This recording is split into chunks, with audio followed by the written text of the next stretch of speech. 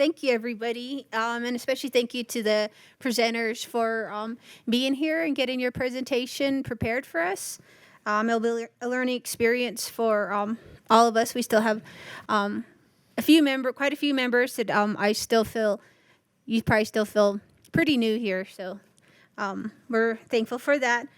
Denise and Bridget sent out the agenda and the minutes ahead of time, ahead of this meeting.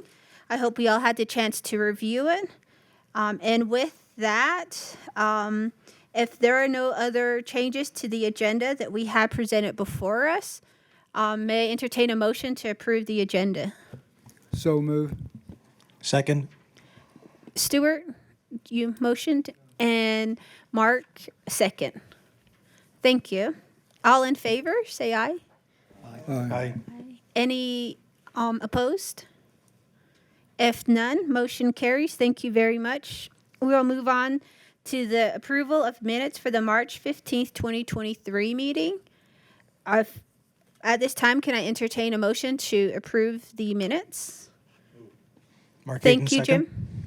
And Mark, second. Thank you. All in favor, say aye. Aye. Any opposed? If there are no opposed, motion carries. Thank you very much. We will move on to old business for an update on the chairs meeting that occurred in Washington, D.C. And due to an illness, I was not able to attend. And so Mark was the only one who got to attend. And he will report out. And he will also, in new business, give us consideration action on chair's recommendation. Mark? Thank you for that, Madam Chair. I got a phone call.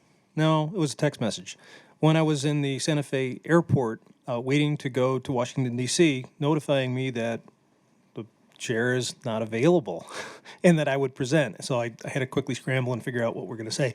And why that was important is because there were 8 other entities there, including Northern New Mexico CAB. There was Oak Ridge, Savannah River, Portsmouth, Hanford, Paducah, Idaho, and Nevada. And each of us, in a round-robin fashion, got to talk a little bit about what we do and how we do it. A couple of takeaways from me from that is it was great to meet everybody and to find out more about what they do, how they operate, and to hear Nevada say, well, yeah, we have somebody that reads everything that ever goes out, and they simplify it so that the public can understand it. I said, wow, that's a really good best practice. And then they had in Paducah a Gantt chart. What do you mean? Just anything to draw. So the Gantt chart is basically what the plan is, starting from year 0 through the end state, and talks about what they do. And what I've asked for in the past, and Lee has been very gracious in saying it's coming, and it's about to happen, and I'm going to do a little dance when that does, how much it costs, so that we get a picture at a glance. You know, you just look at a chart and you can see all the information you want to know. Where are we at? How far have we come? Where do you got to go? And how much it's going to cost? So that was really impressive for me. It was a 2-day meeting, March 21st and 22nd. We got to tour some areas. I finally, on my bucket list, have the cherry blossom blooming in the tidal basin at Washington, D.C. checked off. That was one of the things we did. And we got to meet with Ike White and some of the other DOE in the DOE building, which was tightly secured. We got to see some of the folks that run and operate it and talk to them a little bit about it. And later on, as Chair had mentioned, there was a national recommendation that was presented and that was circulated with our own CAB. And that is for us to vote on. So at a national level, things like writing things in English and being more responsible on an annual basis of accounting for any of the recommendations that each of the 8 CABs submit. Because if you total them up, and there's a couple every year, times 8, you start to get a lot of recommendations, but the lack of responsive followness is what was brought to our attention. And I think it was Savannah River proposed it and eloquently presented is, hey, give us an accounting. Tell us what you did, what you didn't do, what you refused to do, something that's pending. But every year, show where you're at on each of the recommendations. I thought it was a good idea. It was modified a little bit at the national level, but now it is in front of us to vote on.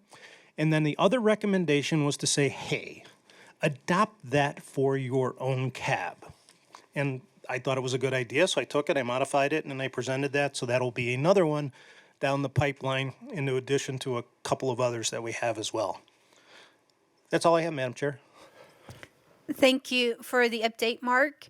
The next chairs meeting will take place in October, and that will be in Oak Ridge. And at that time, we will more than likely have a new chair and vice chair. So I'd like to put it out there if you consider running, or if that would be something that you would be interested in attending. Just start thinking about it. Lee? Thank you, Madam Chair. So typically our technique has been to send the chair and the vice chair and perhaps one other CAB member that might be destined to take office in the near future. So if you're thinking about running for chair or vice chair, there's that to think about. But also if you think you've got a couple more years with the CAB and you might be interested in holding, chair to one of the committees or to the CAB itself, then certainly it's a good opportunity to get a little travel in. I lived in Oak Ridge for 8 years, and it's a really nice place. A little different from New Mexico, so it'll be a change. Thank you, Lee. We have Elena, who participated also through, I believe, YouTube. I'll let her explain. Elena? Thank you, Madam Chair. Yes, the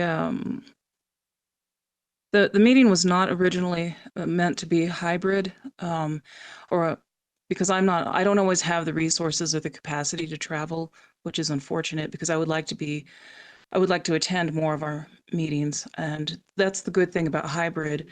Hybrid has opened up a world for us. It's the new status quo, and I want to comment on how hybrid has enhanced our equity and inclusion by making meetings available to everyone, because we can't have equity nor can we have inclusion without access. So that is why I think that our CAB meetings here are enhanced and more successful, I would say, as far as attendance goes, because now people have options for access other than traveling. So that is what I'd like to say about the chairs meeting. Thank you. Thank you, Elena. And I'd also like to mention that Bridget was also able to travel, and she also provided support and information. And I believe that for the there was also a separate meeting for Bridget to attend for DOE staff in attendance. They had another meeting as well.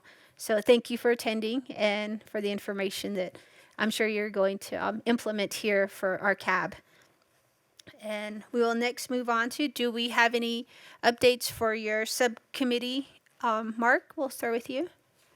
Thank you, Madam Chair. Yes, we had the recommendation from the national that was supported by the consent order committee, and we also had an adoption at the CAB level of that same recommendation. And then the third one is the recommendation that the DOE follow New Mexico law. And I know there's differences of opinion on it, but that is our recommendation, so we wrote that up for consideration as well. And I think on another note, we've been talking about this for a while now, several years actually. We are the only CAB in the country that is limited to Los Alamos and Santa Fe and Taos. All the other CABs are statewide. And so my question is, since transuranic waste travels all the way down the state, some 300 miles near Carlsbad to the WIPP facility, why are we not observing and making recommendations on that as well?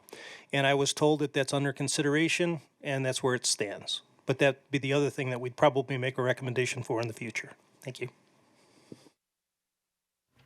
Thank you, Mark. And Jim has a question for Mark. I don't have a question. I just want to beef up what Mark said. In our subcommittee meetings,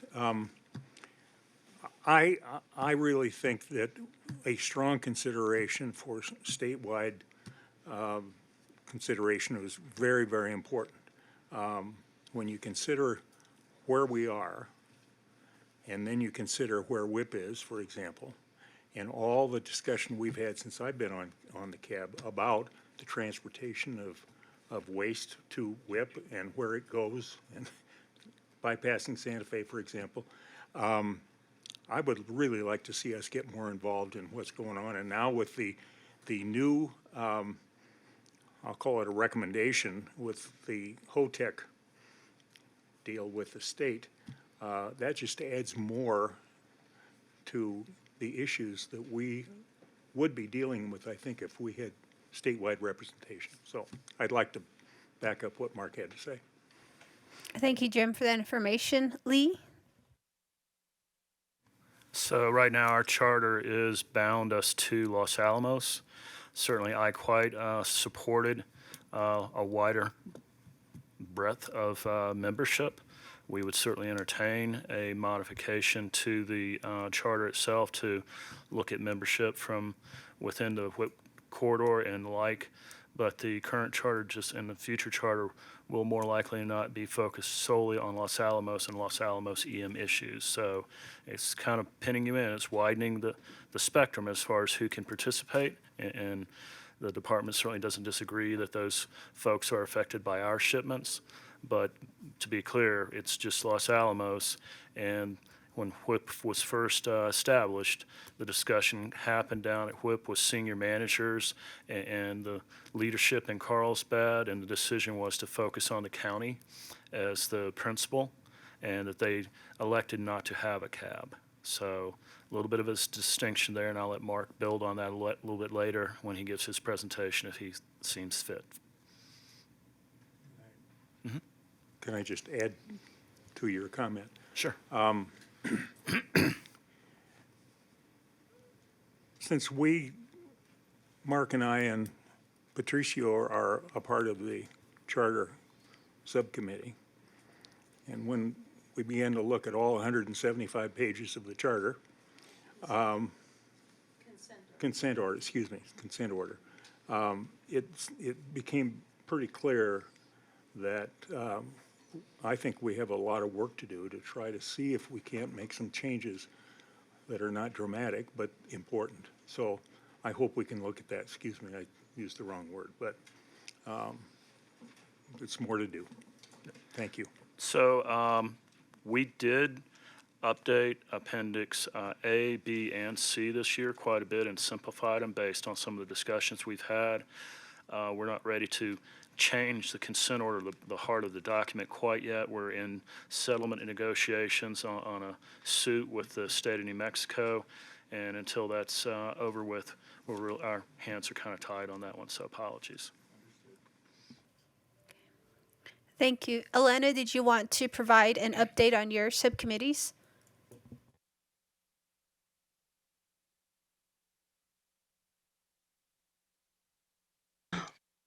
Thank you, Madam Chair. I have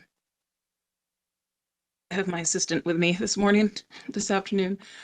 So with the Risk Evaluation and Management Subcommittee, we met a couple of weeks ago and discussed MDAs, and also for our subcommittee, the CAB approved the hexavalent chromium plume final remedy and concurrent enhanced monitoring well network recommendation, so thank you for that. Members attended the April 4th Combined Environmental Management 1 and NNSA 1 meeting as hosted by Santa Fe Commissioner Anna Hansen, and I believe other members of the CAB joined as well, or attended as well, online and in person. Members of our committee and I attended the April Environmental Management Los Alamos public meeting on, I think that was April 12th, and that was the public meeting that was held up in Los Alamos. We also attended the EMLA and New Mexico Environment Department on their annual update there at Cities of Gold. And I think that's all I have for right now, unless other members of the Risk Evaluation and Management Committee have any other comments, please feel free. If not, then the Public Outreach Subcommittee has yet to meet. I have been doing outreach to prospective members, and hopefully we have recruited a few. And I believe, yes, Bridget has an update on the website. We're getting closer to to getting a new website for the cab, so I'm pretty excited about that. And also, we are live on YouTube. Again, let's go viral for good reasons. Thank you. Thank you, Lana, for the updates. And I'm very happy with our progress within the subcommittees. And I strongly encourage you, if you are not attending or you haven't chosen a subcommittee you want to be a part of, there is a lot of work and discussion going on. Within the CAB meeting, I feel that we don't have enough time to discuss as much as we'd like to, and that's where the subcommittees come in, is that we have that time to discuss and go through the materials. And when we have the next subcommittee meetings, that information will be sent out to the CAB members, and we look forward to seeing you participate in those meetings. And right now, I believe they're all virtual, pretty much for all the subcommittee meetings. So thank you. If there are no other old business, minis. Excuse me, Madam Chair. Apparently on WebEx, they're having a hard time hearing all of you in here. So please move your microphones closer to you and speak up. Is that better, Elena? Okay. And the rest on WebEx. Thank you so much. Thank you, Denise. Thank you, Madam Chair. We couldn't hear we had difficulty hearing the other members of the public in the back, but we hear you just fine through the microphones. So thank you. Okay, thank you. We will now move on to new business consideration action on the chair's recommendation. With the chair's recommendation, we are not able to edit the documents and the recommendations. It is an as-is document. And Mark briefly went over. Did you want to add any further information on the recommendation, Mark, before we take consideration on it? Thank you, Madam Chair. Maybe I'll just reiterate that what this does, and this was addressed to William Ike White, Senior Advisor at DOE, to make the recommendations clear and publicly accessible, along with all the other information related to them. And secondly, that DOE report to the national, and again, when we adopt it to a local, that would include us, a report on all the recommendations on an annual basis with their status. That is the recommendation we're voting on. Thank you. Thank you, Mark. And with that, can I entertain a motion for consideration on this action? Stewart moves approval. Mark Hayden, second. Thank you. All in favor? Aye. Aye. Aye. Thank you. Any in opposition? Any opposed? If there are no opposition, thank you. With that, motion carries. Thank you very much for that information. And we will now move on to, if there are no other new business, we will move on to an update on the waste isolation pilot plant. We have Mark Bollinger, Acting Carlsbad Field Office Manager, and Ken Harrawood, President and Program Manager of Simcoe LLC. Thank you.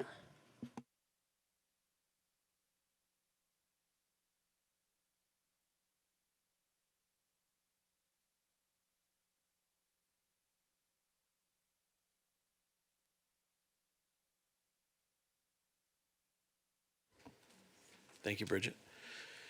So my name is Mark Bollinger. I've been in New Mexico 2 years. And so a little bit about myself. I studied biology and environmental science and was a regulator in the state of Indiana in a Department of Environmental Management, mostly focused on water resources.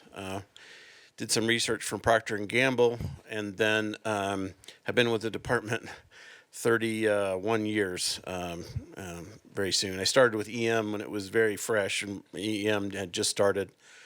Did a lot of work at all the sites around the complex and saw all the issues we have pretty much at every EM site.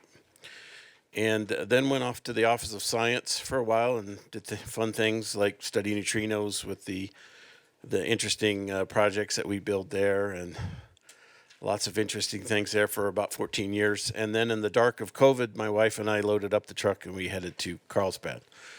And so we're very pleased to be here and take on this amazing challenge and work on this incredibly important project. Probably very few people in the country appreciate how important WIPP is to our national cleanup mission as the folks in this room. We're dedicated to prioritizing cleaning up in New Mexico, and especially at Los Alamos. And I'm happy to report that all of our projections say that we can handle any and all current and projected waste from Los Alamos as long as we continue to do our jobs well. Since some of you are new, we'll do a little bit of WIPP 101. These are very few slides. We're not going to slide you to death. Normally, I would love to spend hours with hundreds of slides and videos and pictures, but there's very few here just to kind of get us started, get the ball rolling a little bit, and allow some Q&A and some conversation. So Ken's going to come up here in a second and talk a little bit more. It is an honor to be here, and thank you for hosting us. Next slide. So our mission is to provide safe characterization. That means work at the generator sites, transportation, which you know well, and disposal of defense transuranic waste that is very protective. And so for those of you who don't know, we're in a salt repository. Our deposit depth is 2150. And we roughly have 1,000 feet of salt above us and roughly 1,000 feet of salt below us. And salt is the perfect media for us to do this in, first of all, because it's extremely dry. The formation is 250 million years old. So the salt that we take out of there is 250 million years old. And it's what we refer to as plastic, meaning that as soon as you open up a drift or a hole in the underground, it immediately starts to begin to creep back on itself and close up that hole and heal that sort of that opening. And so what it does is encapsulates the waste perfectly for us. And our studies with EPA demonstrate safety for a minimum of 10,000 years. And that's why we use that location. From the picture here, you can see our typical shipment coming in from the west. And that's the bulk of our facility right there. There isn't, other than an office building downtown, that's what you'll see. I know you're coming in November. I hope all of you will come and take the opportunity. And what I was telling Menace is you don't have to wait till November to come. If you have a real desire or a need, you want to come participate in the Nuclear Task Force meeting down there and represent, or there's something you want to see in particular, please come sooner than later. There's no need to wait. Next slide.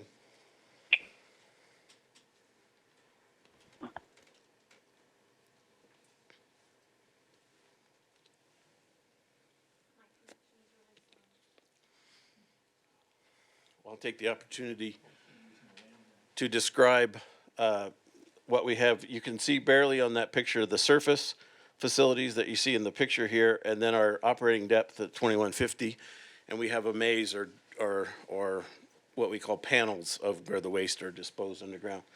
So what is transuranic waste? Clearly we want to focus that it is those waste that has elements beyond uranium in the periodic table of elements. So these are all man-made things that come from our weapons programs. Next slide. How do we do business? So you guys are very experienced with Los Alamos and how they get business, and N3B and other places. We're a bit unique in the EM family in that because of our enduring mission to reach the Land Withdrawal Act volumes that started WIPP, we have what's called a management and operating contractor. So in essence, it's a contractor that we hand the keys of the facility over to, and we say, here's all the requirements that you have, here's your goals for the year, now go do it. And that means manage the facility, operate the facility, and make sure that that everything runs very safely. And so we have a huge requirement set in that contract, but a management and operating contract is used at large, like the NNSA uses those for their operation of their facilities. Science uses them at all the national labs, and it's sort of a standard tool for operating. So our new M&O contractor is SIMCO, which stands for Salido Isolation Mining Contractor, so which is a wholly owned piece of Bechtel. And so we have a large, very good new partner that just joined and took over February 4th. And so that partner has begun bringing in a lot of new expertise, fresh blood, fresh eyes, and attempting. My goal is always continuous improvement. So I challenge them daily to keep improving, improve our safety margins, and improve our performance. So we're happy to have SEMCO here as part of the main part of the team operating the facility and doing all that work. But supporting that activity are a number of activities. So Los Alamos plays a key role in our scientific work. They had traditionally done a lot of what we call mobile loading, but they do a lot of our waste work with waste generators to identify what kind of waste do we think they'll have available through cleanup efforts and what will be generated in years to come. And they put that in a database for us, and they make sure that we know what we need to plan for over the long run. So Los Alamos does that for us. Sandia is critical to that 10,000-year study that we do, and we maintain and we work with EPA constantly to make sure that stays relevant and new with the latest information. So Sandia plays a critical role as well. We have a support service contractor to the DOE office. We call that the CTEC office. So my office is only right now today 52 people. We have permission to go to 75, but it is extremely challenging as it is to get people to work up at Los Alamos. It's even more difficult to get people to relocate from across the country to Carlsbad. So we have a real challenge ahead of us in recruiting and retaining good people. And so the CTAC contractor is able to do that using non-federal hiring and providing support services directly to us. Then we have the Transcom contractor, which is a small business that allows the state first responders to track all shipments online, real time, or within a few seconds of real time. And so that contract is important to us in terms of our transportation program. And then our fantastic trucking company is CAST, and you've seen some of the, hopefully you've been to some of the locations where we show off the new rigs, and they're incredible. And their safety features are fantastic, and we've bragged a lot about our 16 million miles of safe loaded transport, and so they play a critical role in that. So all these pieces come together to make what we call WIPP, right? And WIPP is not just a facility, it's all these folks coming together. Roughly 1,500 employees from all these entities, plus the DOE office, and so we all come together to get the job done. Next slide.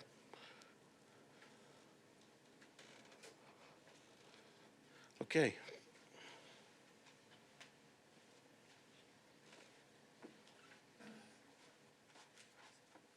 Okay, thanks, Mark. Again, my name is Ken Harrawood. I am the president of SEMCO.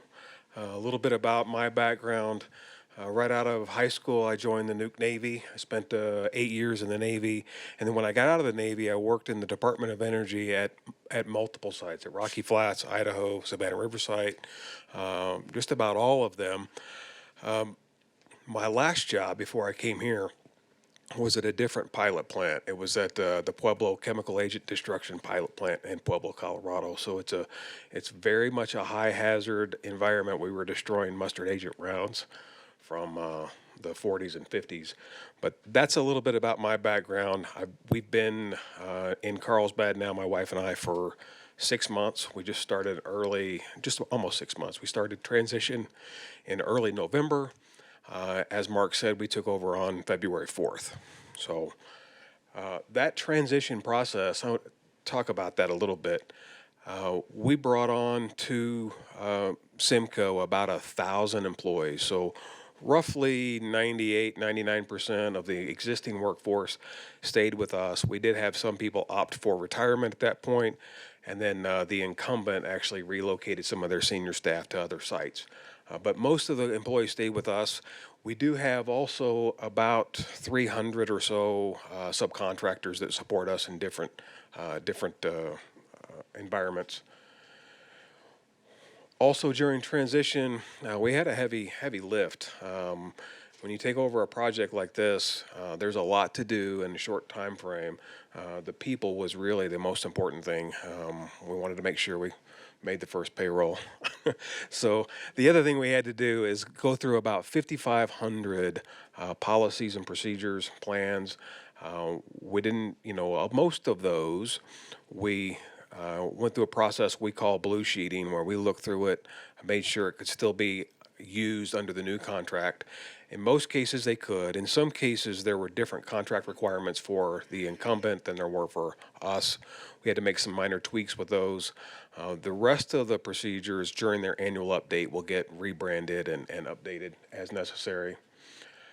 We also did about 85 facility walkdowns. We brought in roughly 60 subject matter experts, helped us look through all the facilities, look at all the equipment, make sure we understood any deficiencies, any problems that were existing conditions we needed to make DOE aware of if they weren't already aware of it.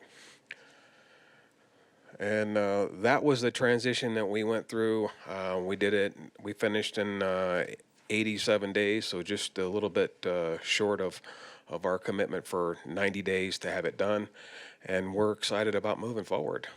So, next slide.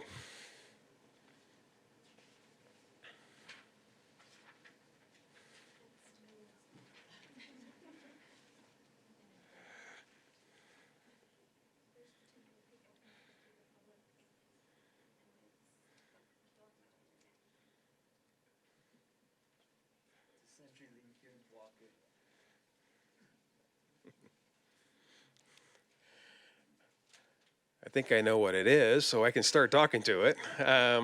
So just a little bit about the general process to kind of ground everybody on how waste gets from a generator site like Los Alamos to a WIPP. So we have about 4 or 5 generator sites that we're currently working with, currently receiving waste from.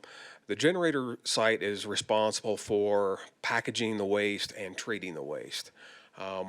Sometimes people overestimate how hard treatment is, because in some cases, treatment is just puncturing an aerosol can or removing a little bit of free liquid, because we can't have any of that stuff in the mine. So generator sites have to do that. They package the waste. After it's packaged, we come in, the central characterization program, we come in, we do the characterization of that waste and certify it. So we go to each of the generator sites with equipment to do primarily real-time radiography, where we're scanning for any prohibited items like those aerosol cans or free liquids I just talked about. And then we do radioassay, where we're trying to figure out the radiological constituents that are in the waste.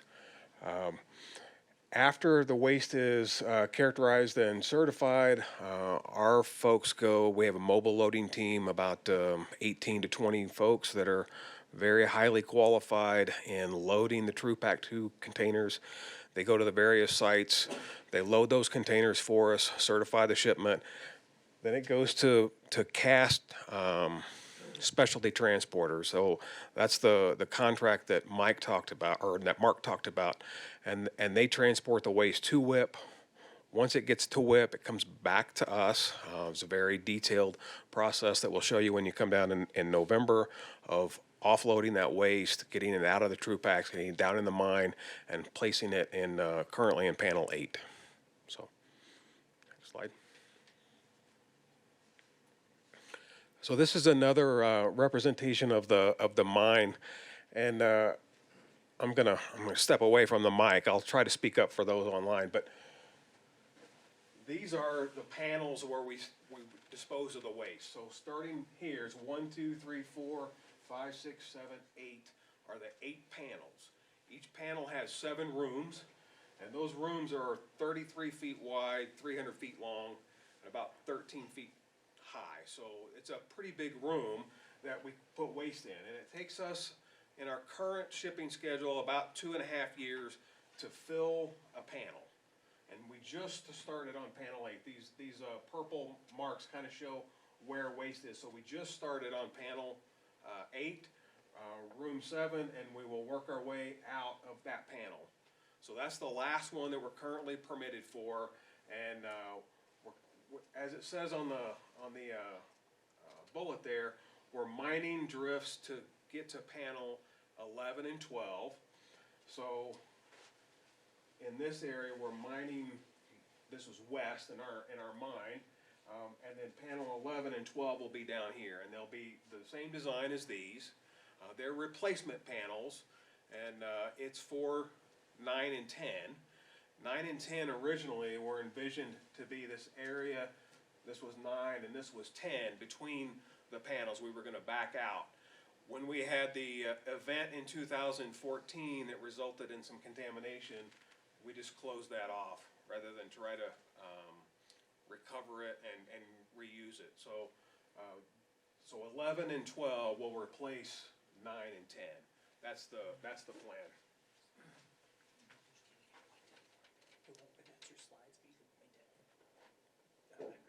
Oh. Okay, thank you. Will it advance also? Okay, next slide.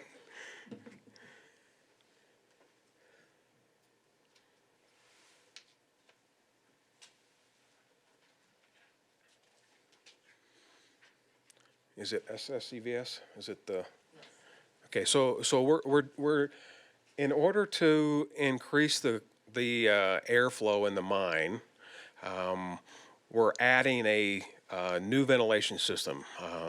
It kind of rolls off the tongue. The Safety Significant Confinement Ventilation System, SSCVS is what we call it, but it will add about 540,000 CFM capacity for us. That's a lot of air, and it's well underway. So that project is about a $500 million project.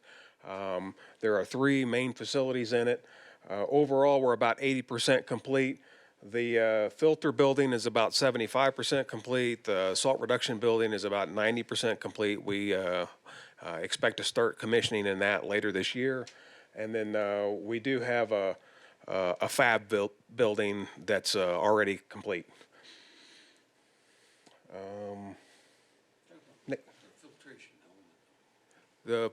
This is so we can filter the air coming out of the mine. So there are 22 filtration units, banks of HEPA filters that will filter all of the air coming out of the mine. So that's why we're adding this, and that's why it needs to be so big. When you pull air through these HEPA filters, it takes a lot of horsepower. So we have 6, I think they're 1,000 horsepower fans that will be pulling. We also have fans that will be pushing air in at a different location. So a lot of air movement through the mine. It's really, there's a couple of things that factor into it, but diesel fume for the employees in the mine, something that we will really want to keep that down as low as possible. Then we also have the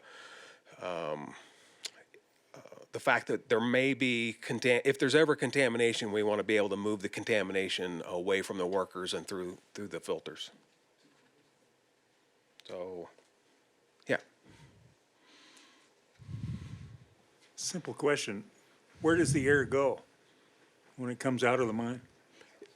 When it comes out of the mine is when it goes through the filters. They're in that building, and then it goes out of stack into the environment. Yeah.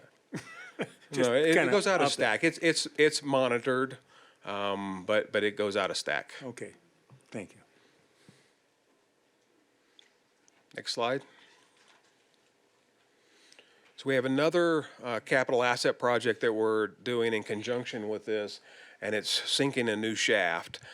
To move that much air out of the mine, we've got to be able to get air in the mine, and we have currently four different shafts. This will be our 5th shaft. It's a big project. It's about a $200 million project. And that shaft is 30 feet in diameter. It does have a liner for the first 800 feet. That makes it 26 feet after you add that liner to it. We are currently this morning at 1468. So we're about a third of the way down to, or 2/3 of the way down to the repository level, which will be 2150. Once they get down to that repository level, they'll have to build essentially a station, a landing station for the mine. And then they will, I talked about we're mining out west to put those new panels in. This will be farther west, and they will mine back, and we'll meet to open that up and start using it in the mine. And I think that's it on that one.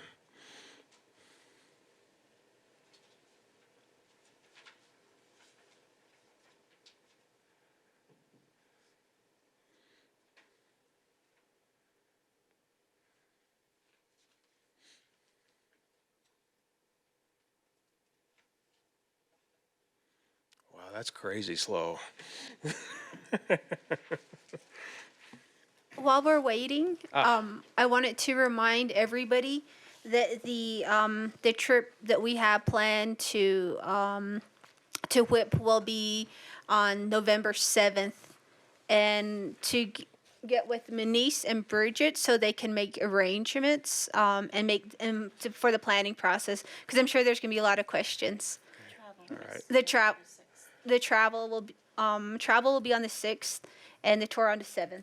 So that is the information. You may proceed. Thank you. Thank you. Thank Sorry you. for the interruption.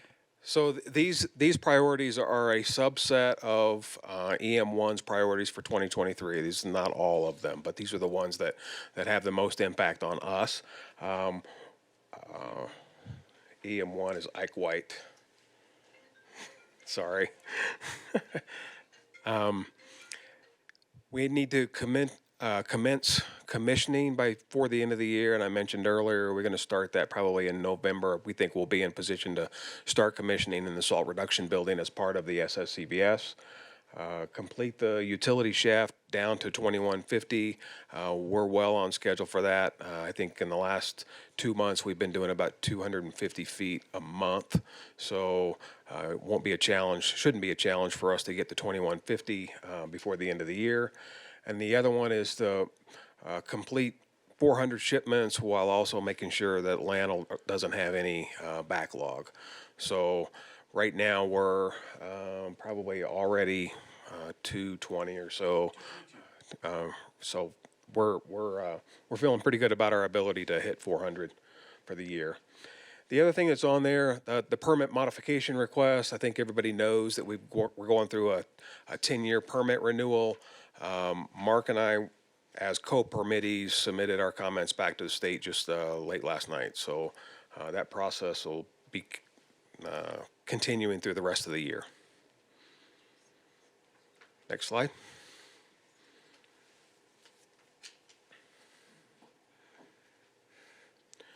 I think the next slide really just covers some of our accomplishments, where we are right now.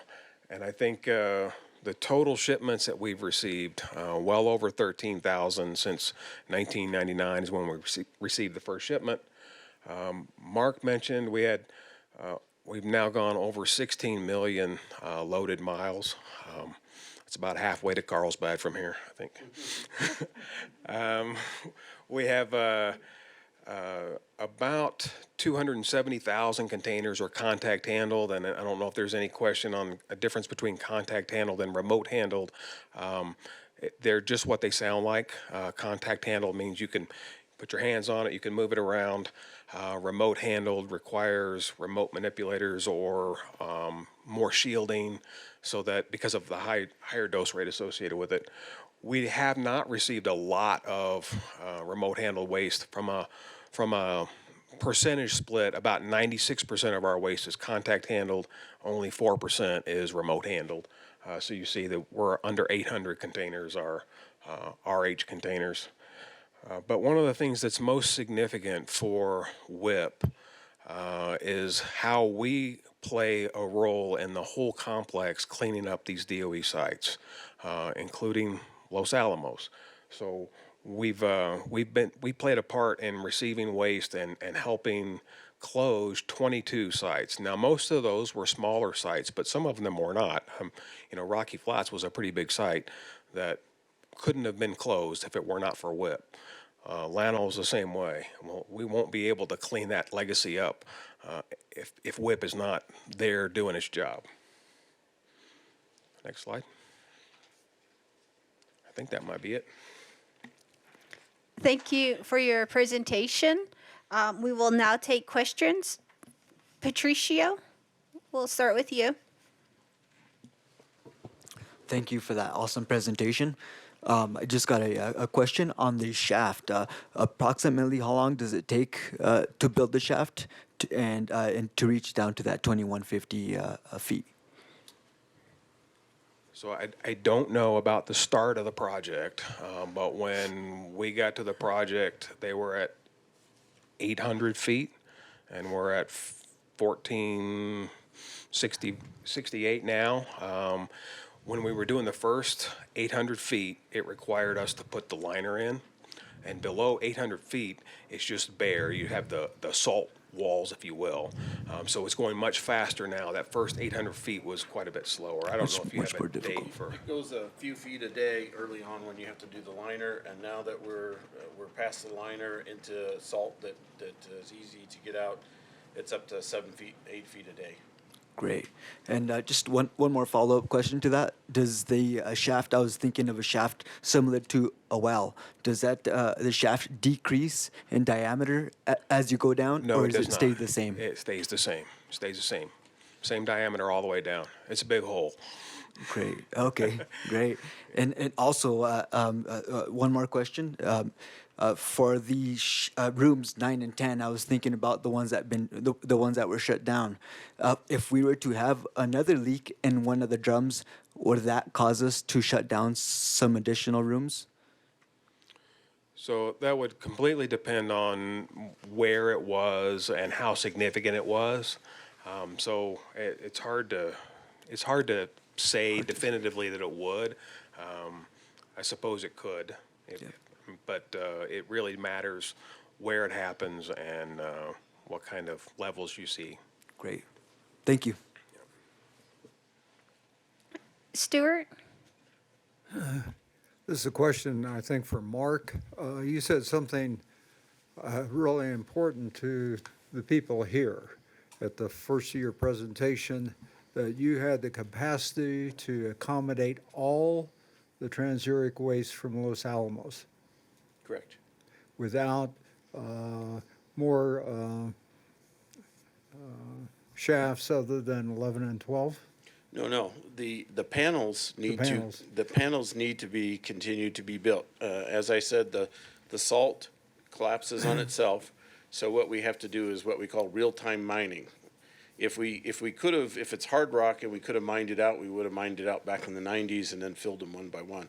But the nature of this project is that you build a panel just in time so that then you can fill it up and then let it close naturally. So you build them as you go. So if we are going to take all the volume of waste identified currently in our things, first of all, we'll have to do an extended NEPA program, and then we'll have to get additional permits, and then we could go up to as many panels as, let's say, 18 or so to achieve encapsulating all the waste that we know about today.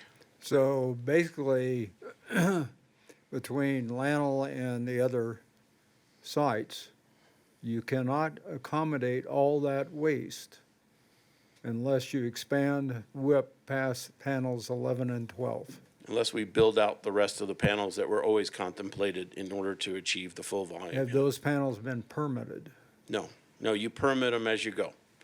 The state will not permit something until they see it's been constructed precisely, and we had a PE evaluate it and make sure it's built to spec.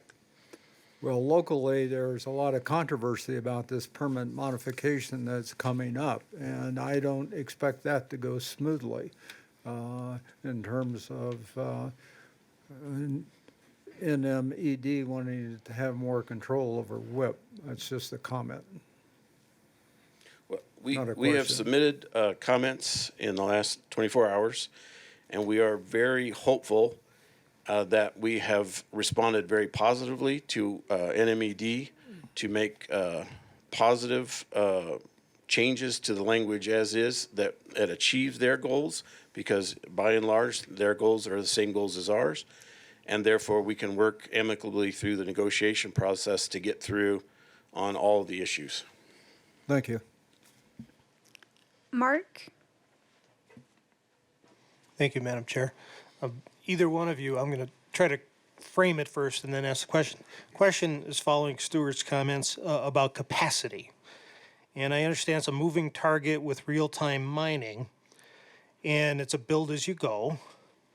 And if I understand, there was a statistic of 13 years to fill each. Now, maybe that's going way back in the past, I don't know, but that just seems like a slow rate, given the fact that now there's increased landfill shipments, there's national shipments that are being sent, and the questions in your slides 10 and 11, pages 10 and 11 are really great about how many shipments you expect, how many total there are, but what isn't said is what is the capacity, how much is full, how much comes from external, how much is internal, and when do you run out of time and space? So we have, on the plant facility, we have plenty of space to build enough panels to reach the Land Withdrawal Act. That is our limit, the Land Withdrawal Act. We cannot go beyond the Land Withdrawal Act. We are only 42% of the way to the Land Withdrawal Act today, and we've achieved that over 20-some years. So if you just do that simple math, it will take us quite some time at our current safe and placement rates to get to the Land Withdrawal Act limit. That limit is 6.2 million cubic feet.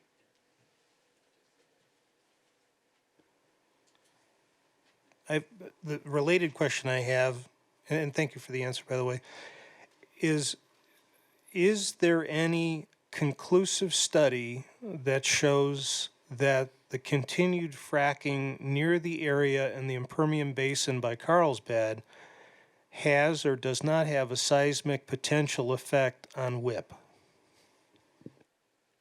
Well, I can say we experience and we monitor and we measure every day. And so for the past, whatever years that the oil activity has gone around us has not affected us. That's the other beauty of the salt. Because it is plastic, we don't really feel any effects from those. We don't have to study it because we live it and watch it every day. So far there is nothing that we're worried about or concerned about like that. Thank you. Stephen?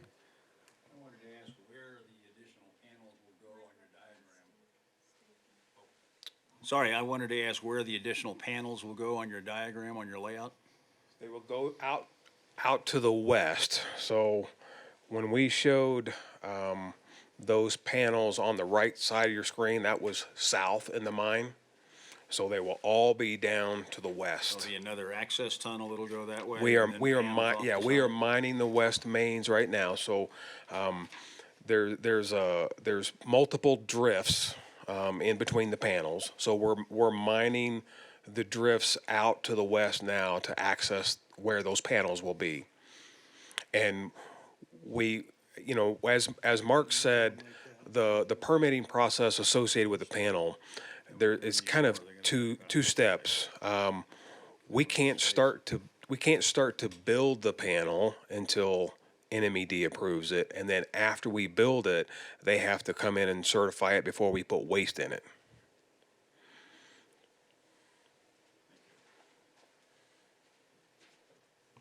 Thank you, Stephen. Manny? You described these panels as they become encapsulated. Can you describe that flow? How does that flow occur around those containers? So it's when you first mine out salt, and if you just stepped away from it and didn't do anything to it, it would start creeping back in pretty quick. You would see the ribs, what we call the walls, start to bow in. The back, which is what we call the ceiling, starts to bow down, and it comes in over time.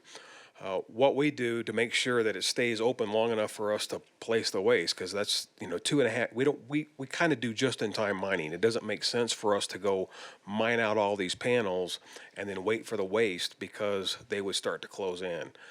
So we mined panel 8. As part of that mining, we put roof bolts in to slow it down. It doesn't stop it. You can't stop it, but you can slow it down. So we put roof bolts in, help slow it down, and then keep it open for the 2.5 years that we're placing waste in there. But then after we're done with the panel, we put 100 feet of salt back in the opening and leave it. So the first panels that we filled are probably far along their path of encasing that. The last panel that we filled that we just closed in the fall still has a ways to go before it'll close. But that's how, well, I don't know if I'm answering your question or not, but it's a slow moving thing. You couldn't see it with a naked eye, but certainly you can measure it with instruments, and we do measure with instruments. And in the drifts that we keep open, the ones that traverse back and forth, we have tools, equipment that monitor how much that's changing over time. So we have a good handle on it, and if we need to re-secure a back somewhere, if we need to add a roof bolt pattern somewhere, we can go do that to keep it open. Okay, well, the walls closing in kind of makes me nervous, but is there any pressure exerted on these containers once this activity is complete? Yes. I mean that it'll encase them, but then it'll continue to. And is there a crush 'em, possibility if of you them being crushed eventually? Oh yeah, they will. Absolutely, they will.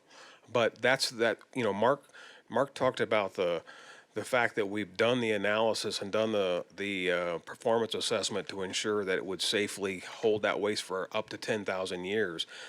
We want that to happen. That's the safest configuration for it to be in something that's that dry and that deep. Okay. Jim? Thank you. First of all, this is an extraordinary presentation in my mind. You guys have done a remarkable job of taking care of a very complex situation and made it simple enough for me to understand. But let me go back to my question. When I said, what happens to the air that comes out of these huge, what do we want to call them, stacks? You've done a remarkable job, I think, of trying to clean the air or make it presentable to the outside world. You've done a remarkable job of caring about your employee safety. But when that air comes out of those stacks, do we monitor that air? And how do we do that? Do we know which direction prevailing winds are going to blow it? I've had some experience with old kinds of utilities where they build a taller and taller stack to try to get things above ordinary people. But how does all that work with what you're doing with the size of those stacks? The biggest monitoring that we do, the most important monitoring we do, is at the stack, so that we're not getting anything out. But then at the site perimeter, we have different monitors also that monitor the air. And actually, we start the monitoring right near the waste itself. So just downwind, we intentionally move air across the waste and comes out the backside, right, where we don't generally have people. And we have a series of monitors all right there, right? You wouldn't want to be just downwind of all the waste all the time. You can go there because we're monitoring it and it is safe. And so we know it's safe at that point, at that point, at that point, and then at some point, the air goes up the shaft. We monitor there, we monitor at the top, then we monitor when it goes through and when it comes out. So we have a whole series of monitors, and actually the whole system is designed so we catch anything going on well below underground, so then we can just shut down that system, right? And then you just close the dampers, and then the air stops coming up if we ever detect anything. Thank you. Just really quick off of Jim's question. Does that require a permitting process through the state, or is it self-regulated for the air quality? It's through the state. Okay, thank you. Stuart? Yeah, I'd like to say I got a lot of information on a fairly short presentation that in the last 2 years I've not gotten before. So somehow you all knew what to tell us as opposed to your predecessors that came here. Seems to be a dispute going on about how you measure the 6.2 million cubic feet that you are authorized in the Land Withdrawal Act, whether that is 6.2 million cubic feet that includes the containers or just includes the amount of waste that's contained within the containers.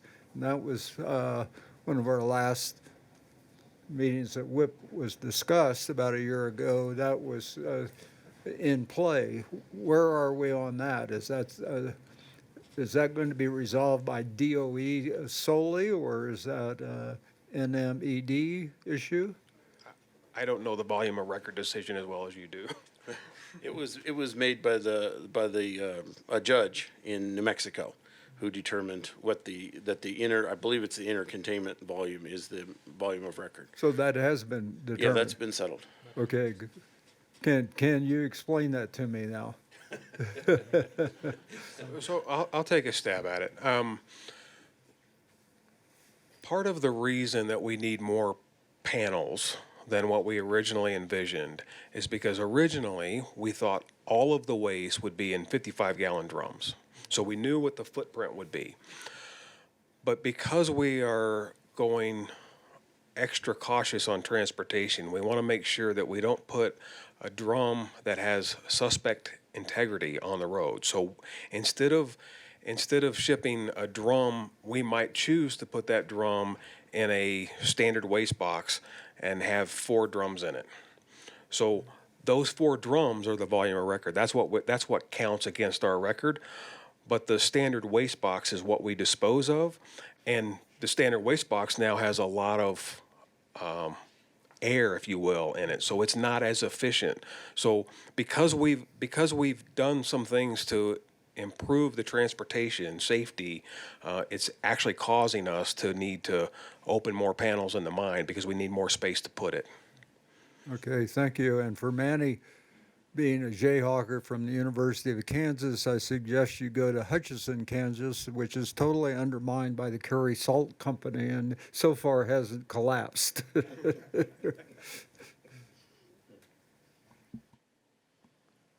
Thank you, Stuart. Mark? Thank you, Madam Chair. And I have to echo some of Stuart's comments that we really have received a great deal of information that we've been seeking over the years, and it's mostly understandable. And so I think what I'd like to ask is in terms of your operations, you've done some estimates, you've got some footprints, you've got a capacity of 6.2 million. At the end state, do you have a feel for how much of that is New Mexico waste and how much is external?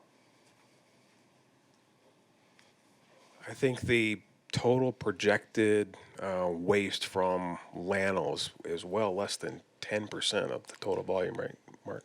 I think it's less than 10% of the total that will go in that 6.2 million cubic feet. Thank you. Thank you. I have a really more of a logistics question about it, but about roughly how many staff work down in the tunnels, and do they have to receive specialized training to do that? Yes, they have specialized training. So we are the only mine in the country that's not actually regulated by MSHA, but they are an advisor to us, and they come and do their routine inspections, and it's really a security for us and for the miners to have them come in and make sure that we're meeting mining standards. But we have 2 unions on site. We have a guard union, which is only about 30 people, and then the steel workers, which is where all of our miners and waste handlers are, is probably about 330 union workers there. By the way, one of the more interesting things that happened 20 years ago when WIPP was being considered, and by the way, I have one of those T-shirts you've been seeing, and I got it then, was they assembled a collection around 30 science fiction writers and said, okay, it's going to be 10,000 years. So how do we keep the public aware that this thing exists down there at 2,500 feet 10,000 years from now? So they asked the science fiction writers to come up with, things, what would you do? Envisioning robot moles going around trying to mine under the surface and come up to a little stop sign. Don't go any further than this. I thought that was one of the more intriguing things that was going on as WIPP was being analyzed and proposed at that time. Thank you for that information, Stuart. Roger? Thank you, Madam Chair. My question, I have visited the site some years ago with the cab, and you see a lot of brine sloughs or pools around this massive amount of salt that's there. Does the salt, I mean, in its solid form, does it absorb moisture, or is there moisture that seeps out from the salt? To clarify, at which location? In the mounds? On the surface? No, I'm just pointing out what I saw visually in the areas around the WIPP site is. Retention ponds, they're retention ponds that are on site. Well, yeah, probably retention ponds that appear to have a lot of saline solution because of all the salt. My question is, when you open up these blocks, and with the air that's moving through, does that salt actually absorb moisture, or is it pretty benign? Just Yeah, it's pretty dry, and our air that we pump underneath, that we draw through is also generally very dry in that part of the country. So we're averaging, 5%, relative humidity most of the time, 5 to, 15, 20. So it's a very dry environment underground. When you come, you'll see large salt piles. Now those salt piles have to be in lined ponds, because when it does rain, we don't want salt water running off site. So we protect the environment by putting all of our salt into lined ponds. And then some of the operational water that we have on site will go into ponds also, treatment ponds in essence. So we capture all of our water that we give off, and then we capture any rainwater that would go off our site or through the salt ponds. Underground, it's relatively dry as a bone. There's occasionally a small layer of water at, I think it was about 600 or 900 feet, like when we dug this layer, that, would be a considered groundwater at much, much higher than our deposition depth, and it's a very small amount of water that's, rains from years past. So very small amount of water that we worry about. yeah, my thought was just how much moisture can salt absorb. I mean, I know if you have a salt shaker and it gets moisture, it becomes like a hard block. But thank you, Madam Chair. And Thank you. We have a question from Elena. She is online. Thank you. I'm online and I'm the biggest thing in the room. It's not my choice. So, thank you. And just to quickly, Roger, I have some of the super saturated WIPP salts, and they're really cool because you can see you have just this chunk of salt, and in the middle you can see where the water is, and the water bubbles and it moves around. So I want to go back quickly. This is going back to basics and not to belabor a point to our WIPP, our representatives. I believe it is necessary to follow up on a few concerns that I hear a lot from the public, and it would be great if we could have a WIPP official clarification. So one, this is very back at the beginning, was WIPP ever meant solely for waste from Los Alamos National Laboratory? No, the Land Withdrawal Act is what we operate to. If you read the Land Withdrawal Act, it's very clear. It's for defense transuranic waste from the United States of America. Great, thank you. That's good to have that out in the public and out on record in this forum. And second, when the salt encroachment occurs, would that ever cause any of the drums to pop or break enough to cause a release similar to the release in 2014?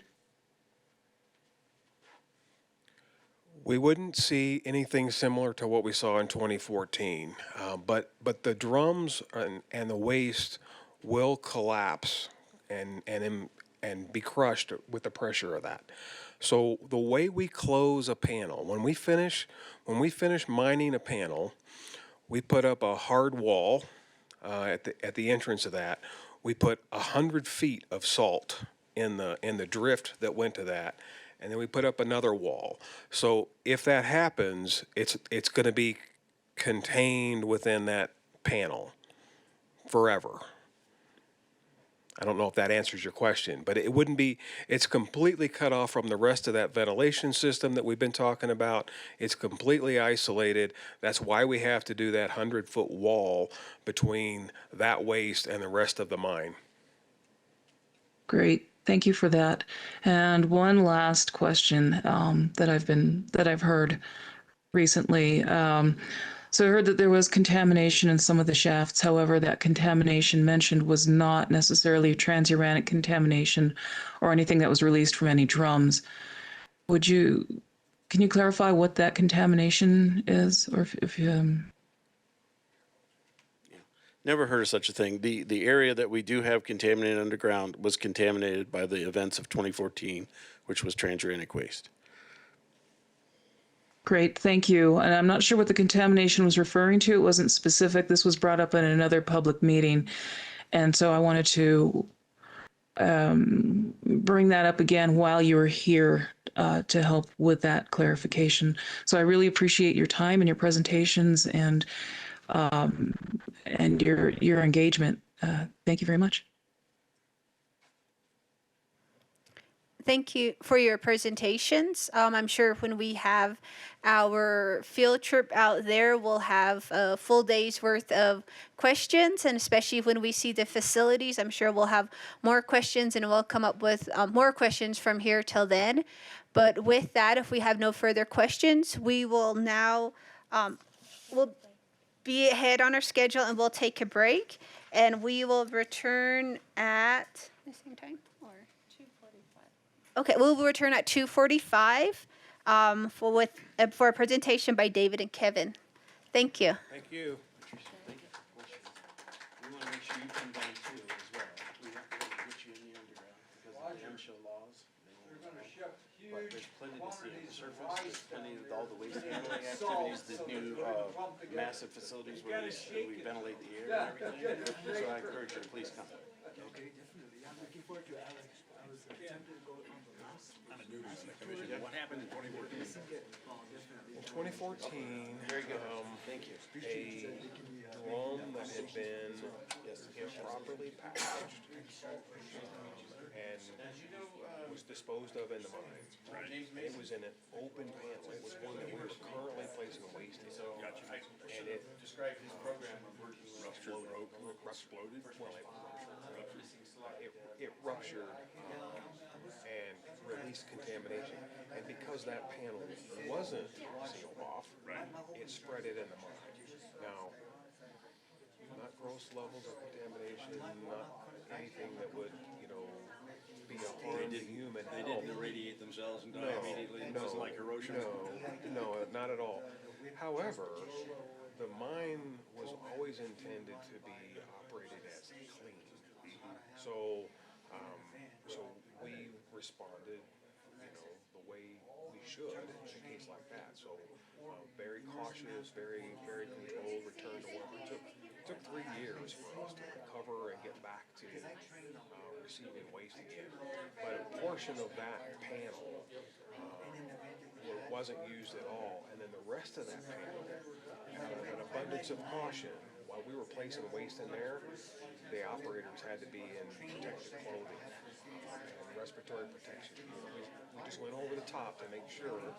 But now that we're out of that panel, we put that 100 feet of salt in there, and we're in the next panel, can be much more efficient because they can operate really straight. That area of 9 and 10, was that all opened up at any point?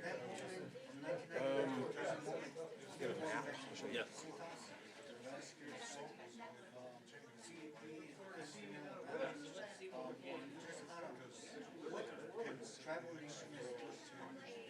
In an event, shake the fan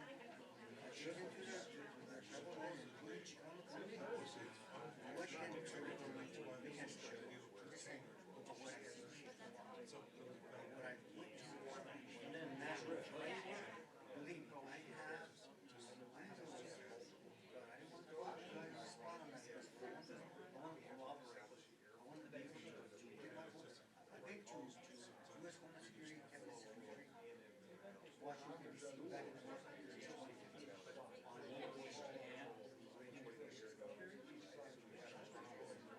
In an event of a storm of weapons of mass destruction on tribal lands, you have mass fatalities of Native American people.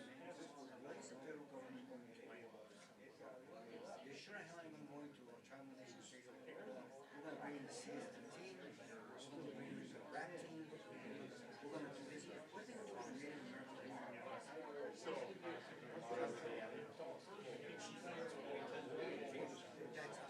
a good answer.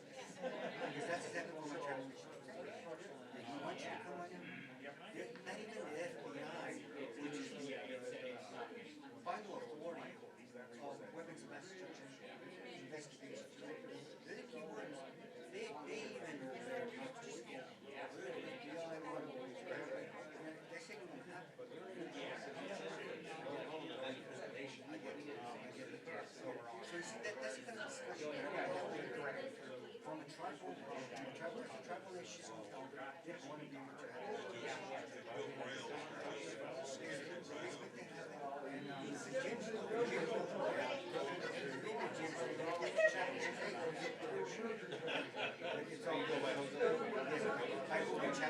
to the reason why Chapel my troopers out there, I spent 4 years very welcome. And you don't have a party.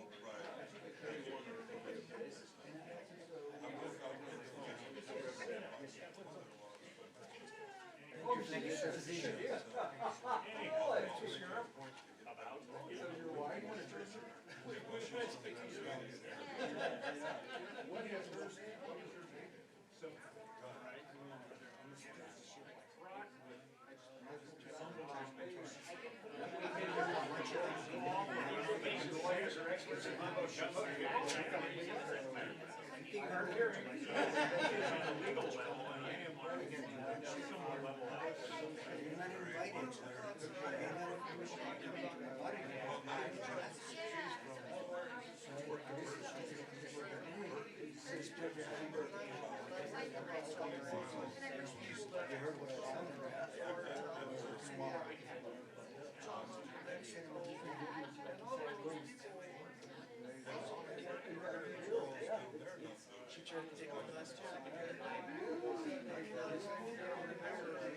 Yeah, just a reminder on the back.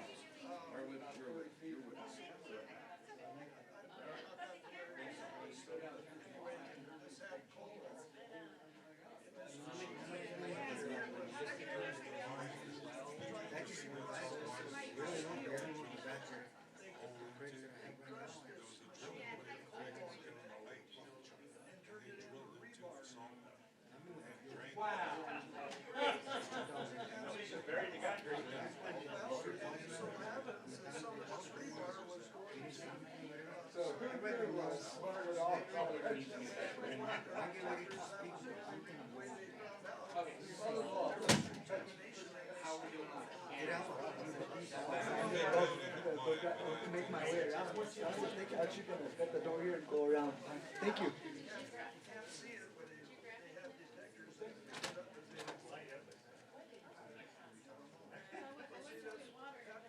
81 minutes. How about that?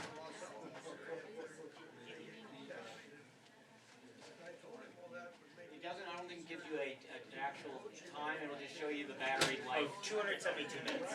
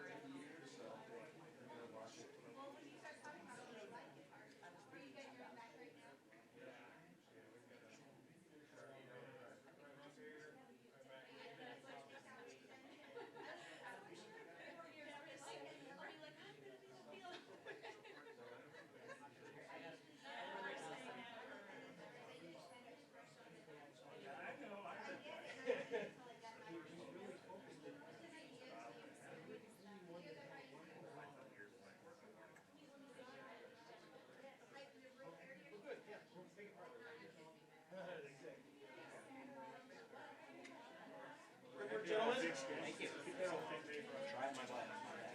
Are we going overhead or are we using the land? Well, you can make it so they actually ended up being a problem. Because they actually ran the line for my son.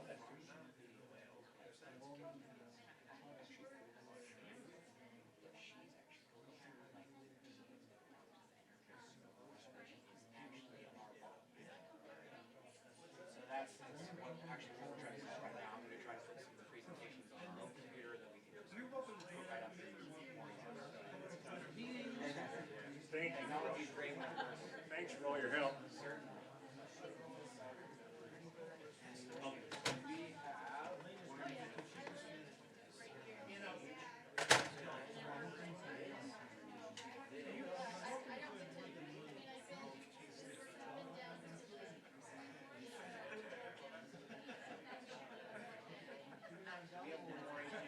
Thanks for joining us either way. Yeah, we have one.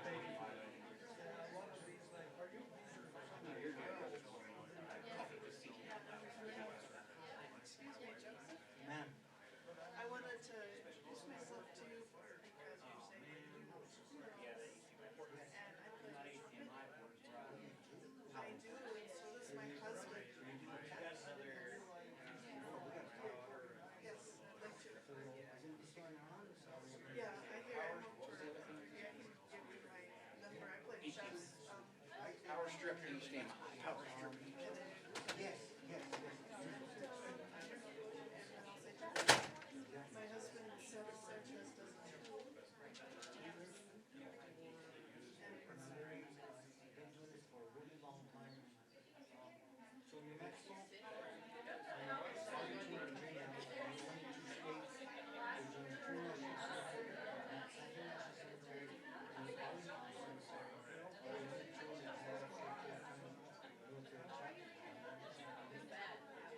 I was never in the military, but I've done taps for the lab. I did a service at the lab and one at the I do taps as well. And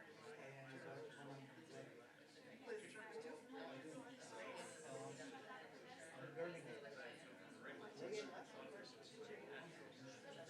Would you like that? I have a music degree. I have my original.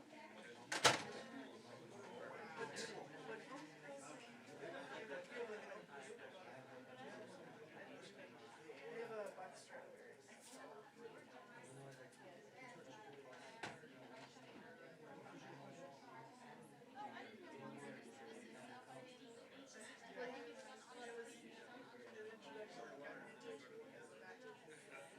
Yeah, it's very well. You're not gonna find any shopping. Back now. I'm not getting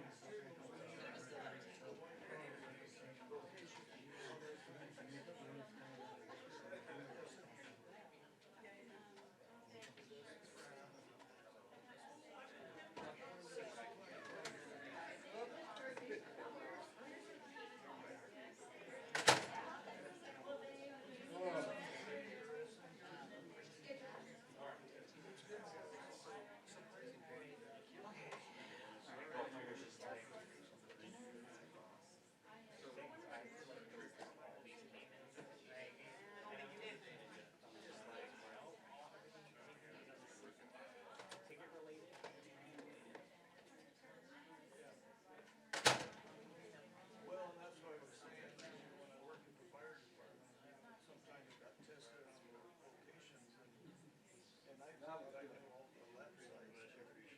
They have like little blocks of land that they call, TA.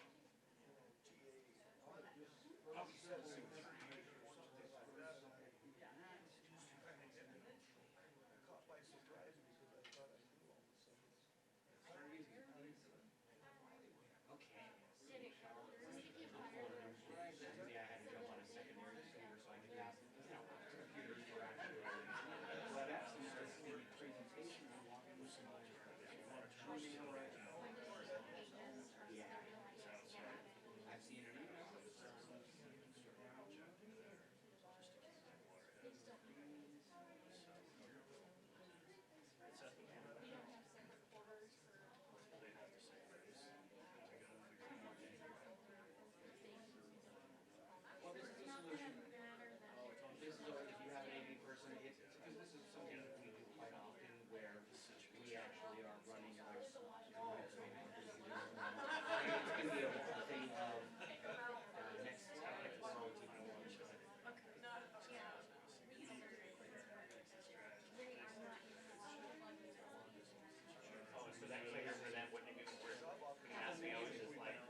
works for this guy. Do you have the USB portion of it? I just need to get myself a dongle. I have a dongle in there.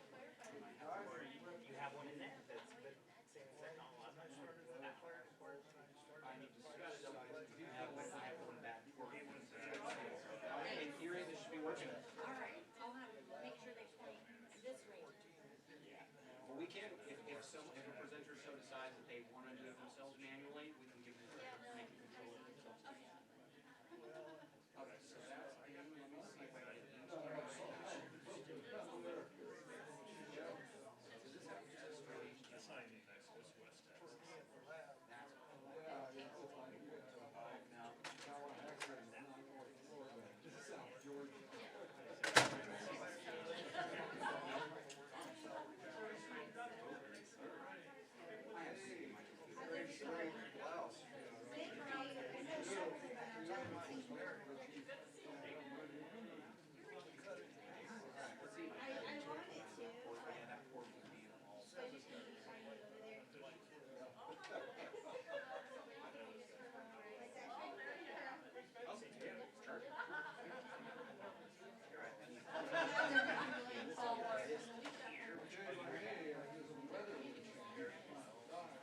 So, PC1, this is PC2.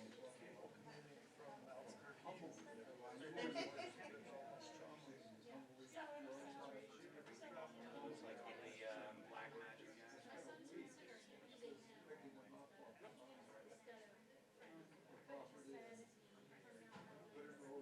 Okay, so this guy, and the PC2 output very good.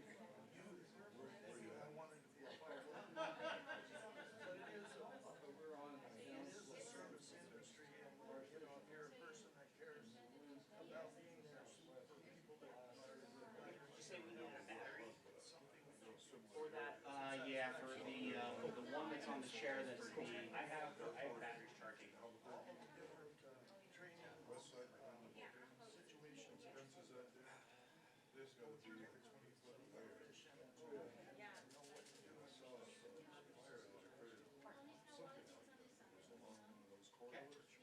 There.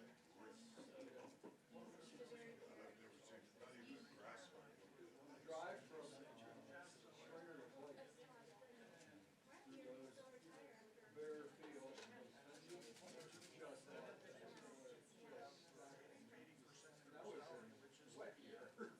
Actually more than what you're getting when you're working.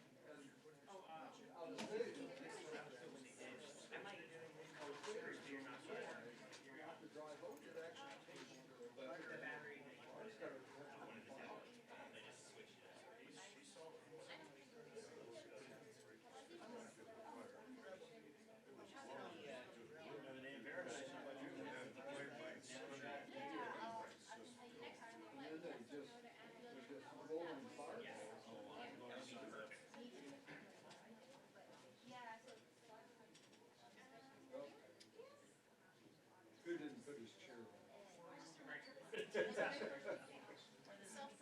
What a rude guy that was. I'm fussy. He's always getting It's all right. back. No one in my family tucks in the chairs.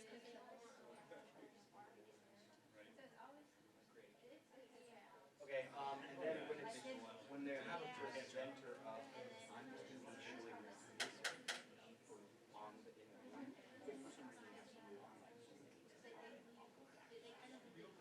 Yeah, well, just keep it on like until the end, and then at the end you can put it on and show the.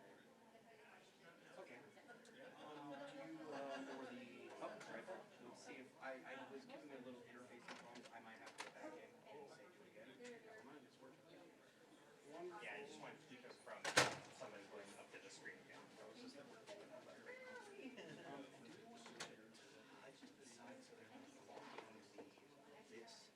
because right here, if I'm making this movement, it's kind of blocking the screen quite a bit. Just a touch this way. Yeah.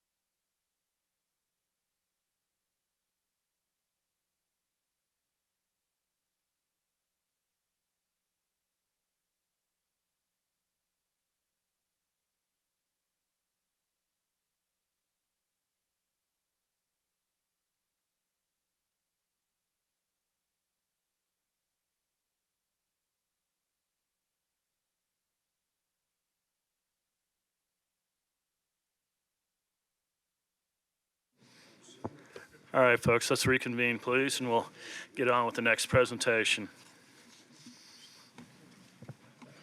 Thank you. We will now move on to MDA's overview and MDAH corrective measure action. We have David Diehl and Kevin Reid here to present.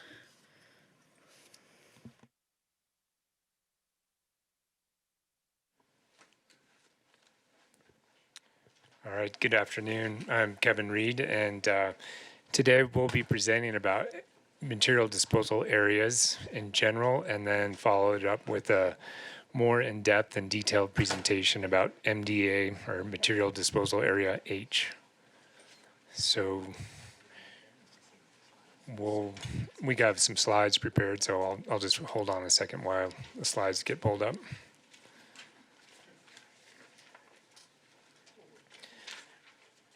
I guess just as an introduction, I'll be presenting the first part of this presentation, and I'll give an overview of 6 of the 7 MDAs, and then it'll be followed up by Dave Diehl, and he'll finish the presentation speaking specifically and more in detail about Material Disposal Area H. All right, next slide, please.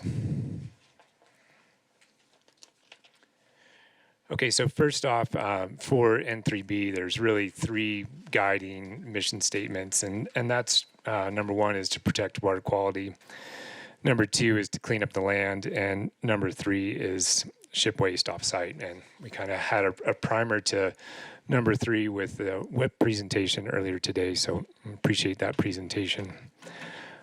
On the screen in the background is one of the material disposal areas. This is a historic photo from 1963 of Area G. Next slide, please. So just to give an overview of what the material disposal areas are, the material disposal areas are Cold War era waste disposal sites. And so it can really be anything from an old septic tank which received effluent from a building to multi-acre disposal, either trenches or pits or shafts. And when the waste was disposed, was the time frame was from the mid-40s to 1990.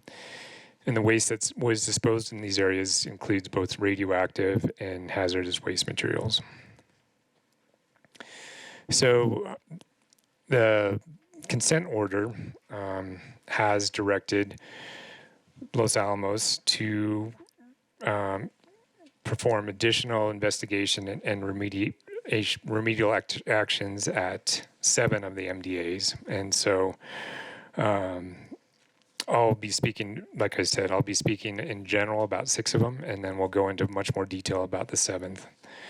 And these MDAs and material disposal areas are governed regulatorily both through NMED for hazardous waste constituents and by the Department of Energy for the radioactive waste.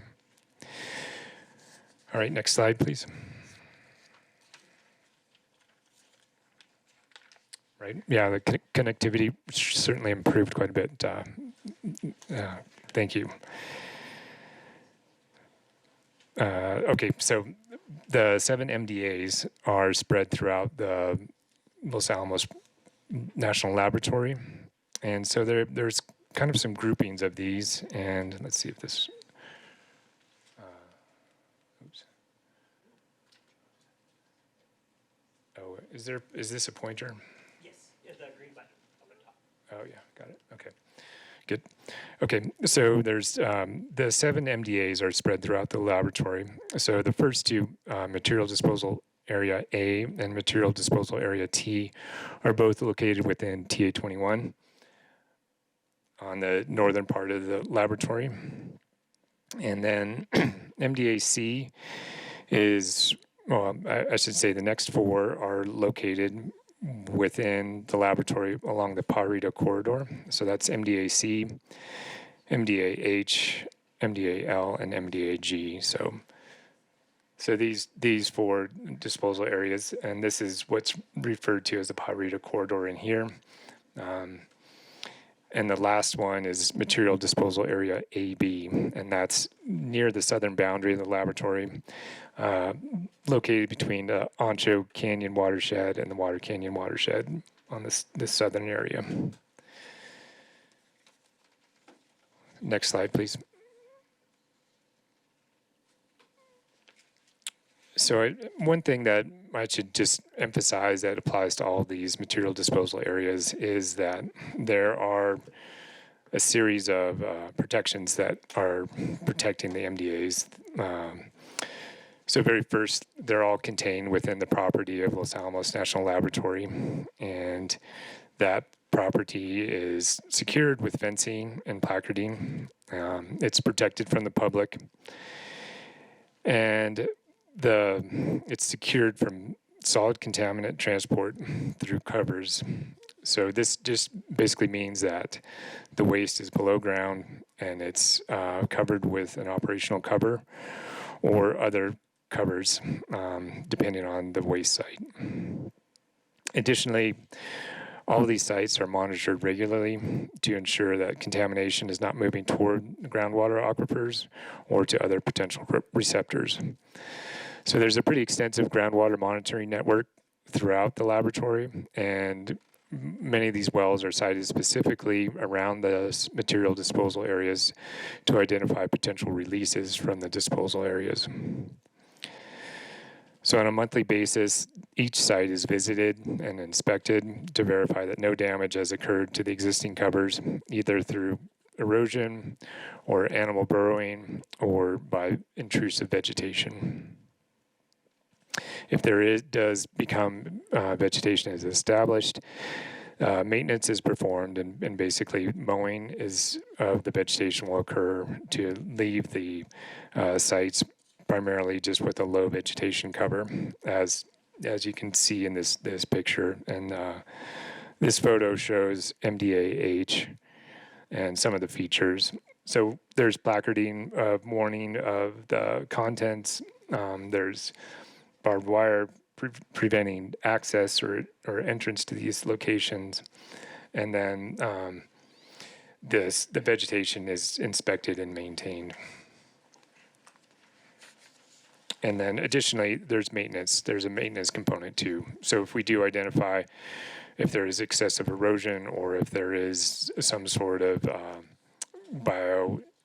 an animal is burrowing in, maintenance will be performed to ensure that that cap is maintained. Just quickly, that photo's a little deceiving. Those trees are on the other side of MDAH. MDAH is a very small site, just Right. for clarification. Yep, no, thanks for pointing that out, Lee. Right, so these trees, these pinyon trees in the background, Lee is very correct, and we'll get to a map. Dave will show a map of MDAH in particularly, and you'll see it's a very small.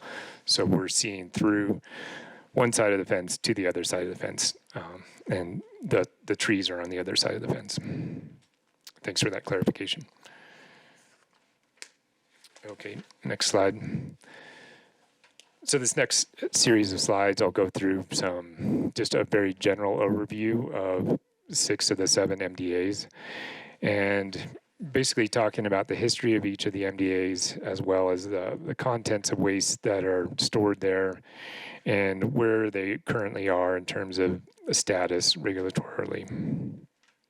So the first site is MDAC, Material Disposal Area C. And so that one, if you remember from the orientation map, that's the one that's in the central portion of the laboratory along the Pajarito corridor. The total area of that one is nearly 12 acres, just under 12 acres. And it received waste from the late 40s to mid 70s. And the types of waste it received was uncontaminated classified materials, metals and hazardous constituents, as well as radioactively contaminated materials. The disposal areas consists of 6 disposal pits plus a chemical disposal pit, as well as 108 shafts.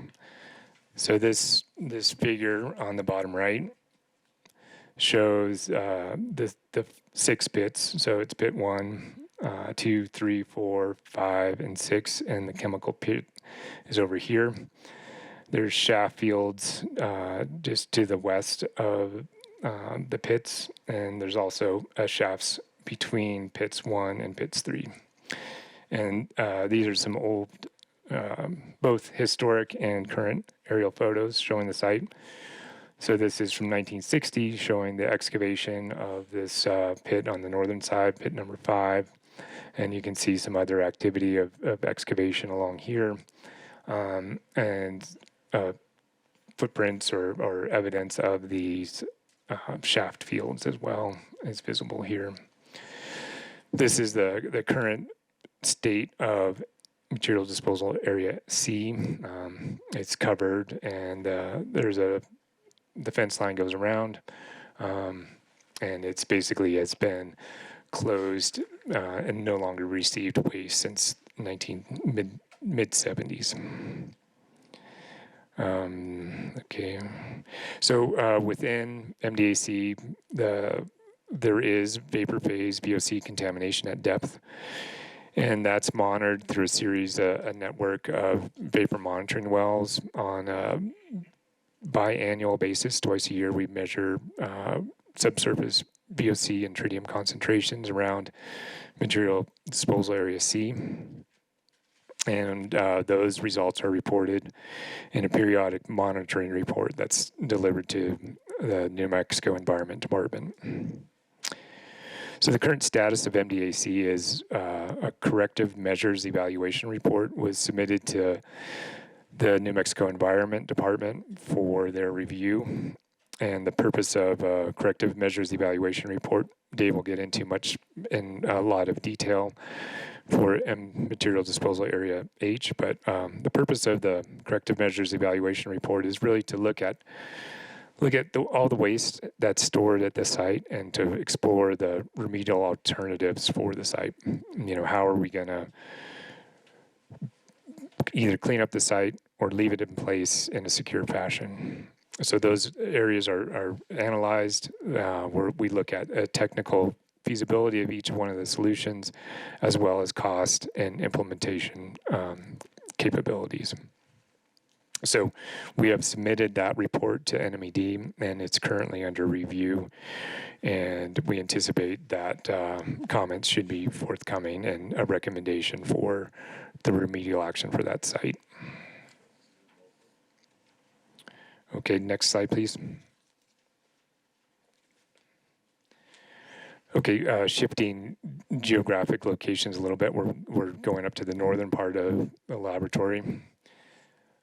So this is TA21. The next two sites, we're going to talk about material disposal area A and material disposal area T, both located at TA21.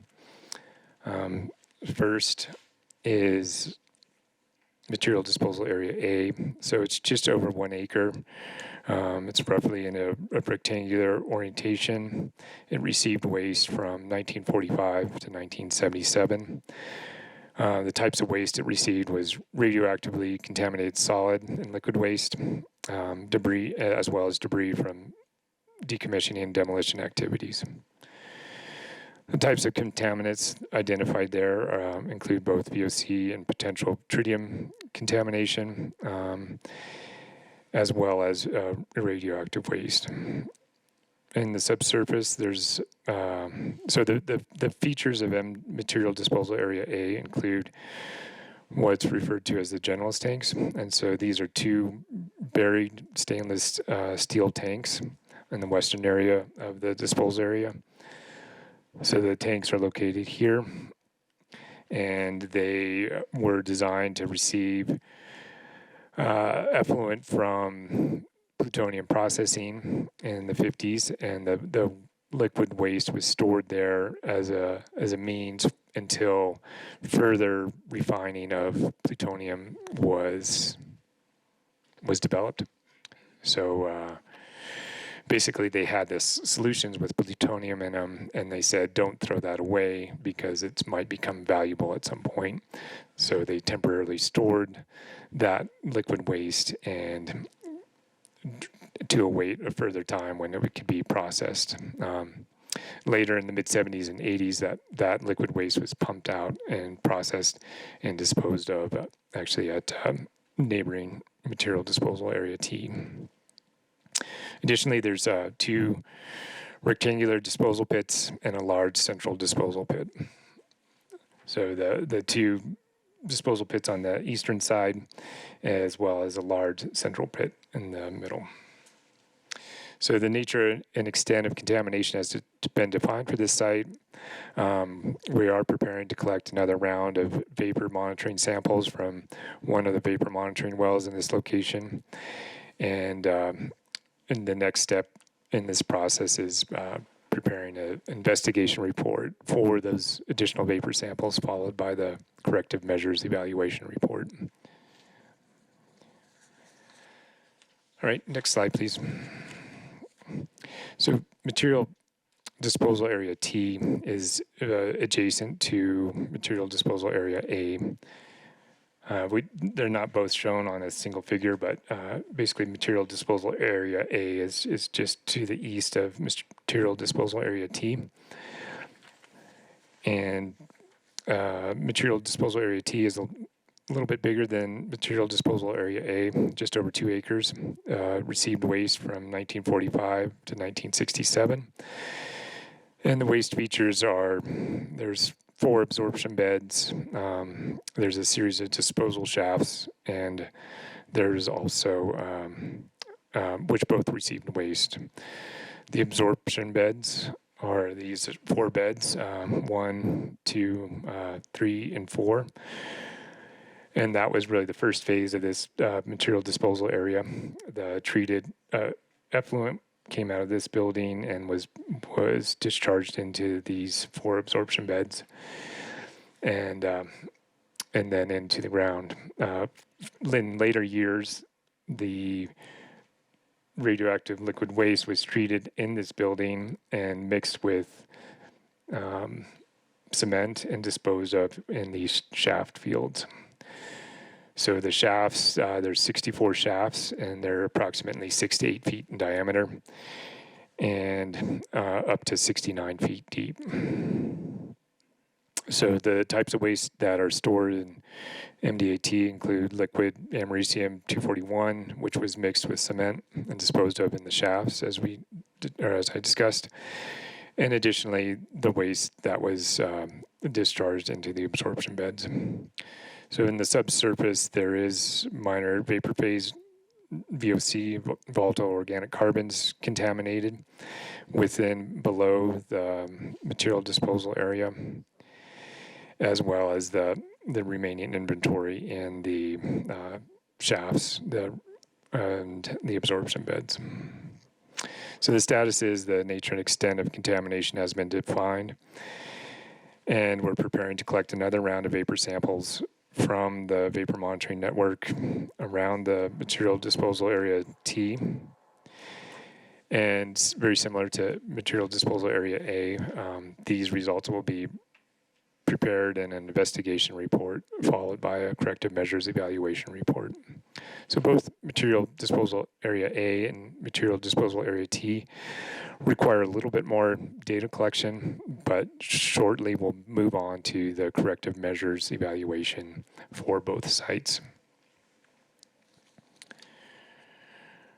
Okay, the next site, next slide please, is material disposal area AB. So this one is the material disposal area that is, yep, one more. Great. Yeah, so this is the material disposal area that's in the southern boundary of the laboratory, and it consists of 4 different areas, and within each of these areas, so this is area 1, and area 2, area 3, and area 4. So there's 4 distinct areas, and within each of these areas, there's a series of shafts.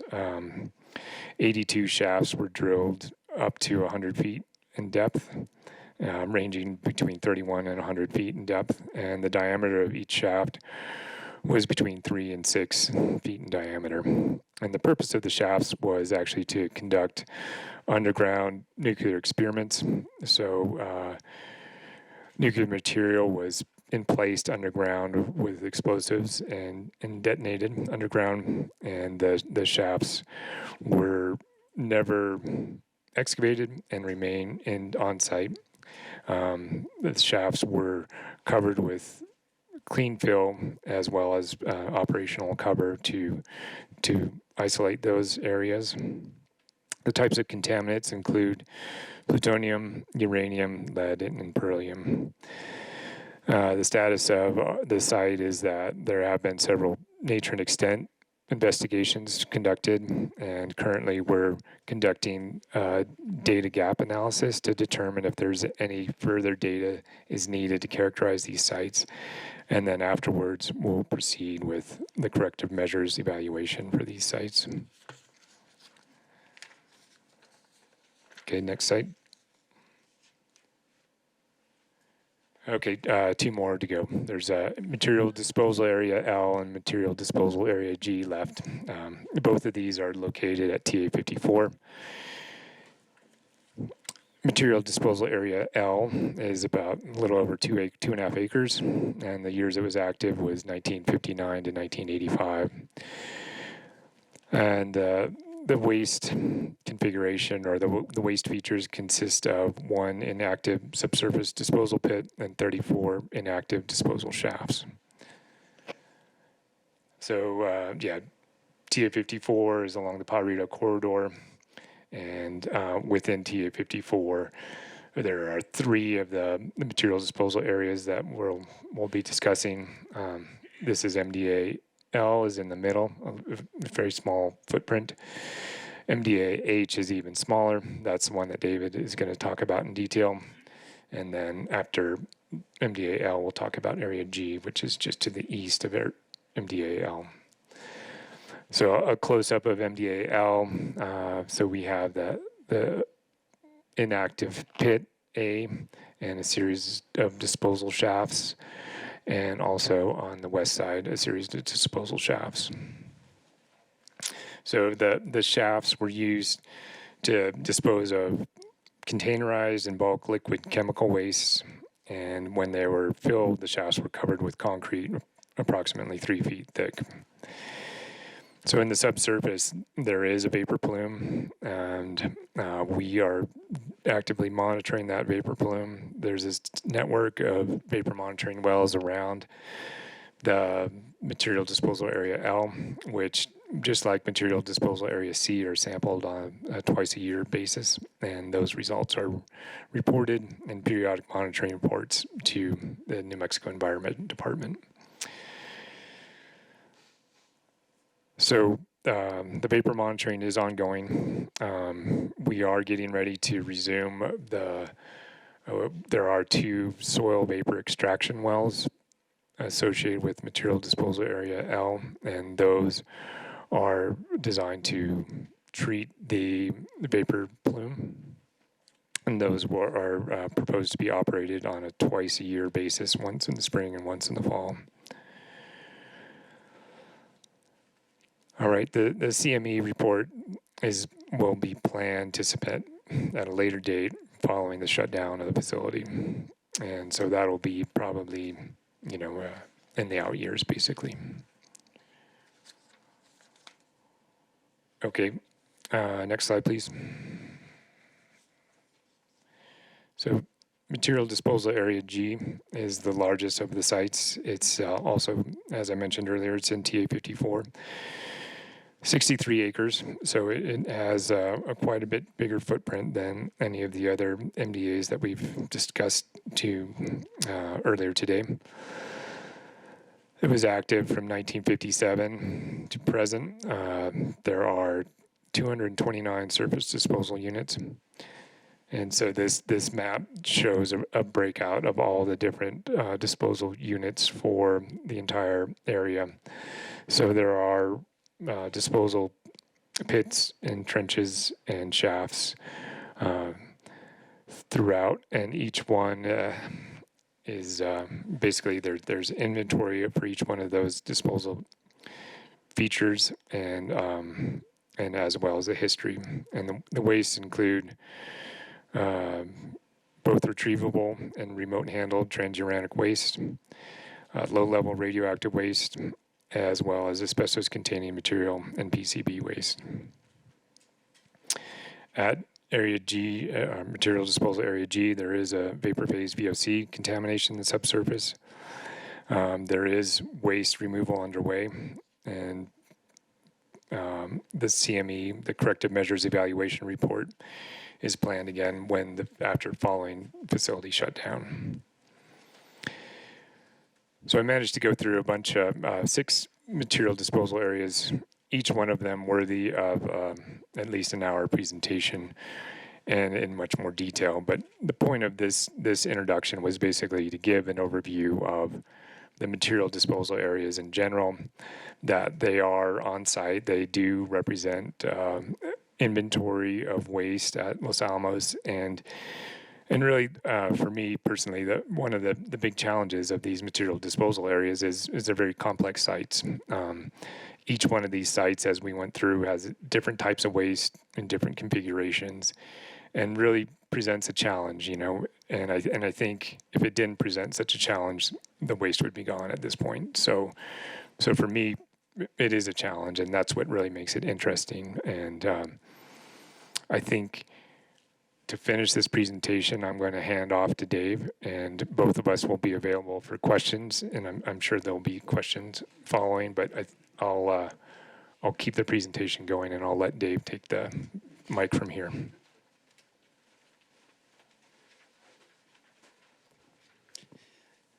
Thanks, Kevin. Can you hear me? Is this good? Okay. I was actually reminded of a safety topic while I was sitting here listening to Kevin. Know your surroundings, and if you lean back against a wall, make sure that you're not leaning into the screen raise and lower button. Just saying. Don't do what I do. I'm David Diehl. I'm the manager of the MDAs closure program under the N3B LLCC. My background, I'm classically trained as a structural and geotech engineer, spent a lot of time doing underground design, moved into hazardous and radioactive waste business, where I get to apply a lot of that stuff, because most of these things, as Kevin mentioned, are pretty challenging when we're trying to remove waste or dealing with cleanup of sites. A lot of times you have to know what the soil's going to do, what the rock's going to do. You have to install structures. So I somehow landed doing this. This is I think I counted my 4th CAB presentation over the past couple of years. Welcome to the new members, and for the rest of you who've had to listen to me, my condolences, but we'll just keep moving. So yeah, I wanted to talk about H. We're in the process right now, as Kevin mentioned, of preparing a CME, Corrective Measures Evaluation report. We've gone through the process, and I'll get into this in a little bit, of evaluating the site, characterizing it, doing all of our investigations, and now it's time to come up with a remedy and how we're going to close this site out, whether it's removal or if it's leaving it in place, capping, covering it, protecting it. That's the stage that we're at right now. So this is intended as an overview of MDAH, the history, the conditions now, and what will be included most likely in the document that we submit to the state later this year. So I will quickly run through, as mentioned by Lee, this is a very small site, and by Kevin, 0.3 acres. So not much bigger than the area that we're sitting in. Well, a little bit bigger, but still, it's, to give you perspective, it's not very big. It's 70 feet by 200 feet. It's located on the, I do this every time, Mesita del Buey. I always butcher that. They're out by in TA 54, which includes, as was mentioned, MDAG, MDAL, MDAH. The site is composed of 9 inactive disposal shafts. So these are shafts that were drilled into the ground 6 feet in diameter, 60 feet deep. The waste that was placed in these shafts was classified non-hazardous waste, so stuff we can't talk about, radionuclide contaminated waste, and interestingly to me, high explosives. The explosives, the waste is contaminated, and there is historical record of explosives being placed in the shafts. As I mentioned, we're working on a CME, which will be submitted by the end of by the end of September, fiscal year. Next slide, please. So as you can see from the photo on the right, those are like the Mesita Road there is just a normal 2-lane road, 10-foot lanes, gives you kind of a sense of perspective. It's right where Pyrito Quarter or Pyrito Road connects into Mesita Doughboy. So it's just kind of sandwiched there, right above Pyrito Road and just right off of the road to the north. The site was active from 1960 to 1986. I've spent a fair amount of time looking at some of the disposal records for this site, and it's interesting to see how they progressed over time. It was basically, this was, well, it's further down the slide, Dave. So the waste was classified solid form waste. So this was not a liquid disposal area like MDAL that Kevin talked about. This was restricted items or materials that were determined to be both classified and no longer required for their intended use. 1960, we were in the beginning of, well, we were in the continuation of the Cold War, so there was a lot of research going on, and the stuff that was put in here was part of that research that we didn't want anybody to find out about. It's kind of located in a protected part of the lab to keep people out of it. As I mentioned, no liquids, and then there was waste inventory that was recorded on disposal forms for 36 years. As I said, 9 disposal shafts, 6 feet in diameter, 60 feet deep, solid form, covered, and then covered.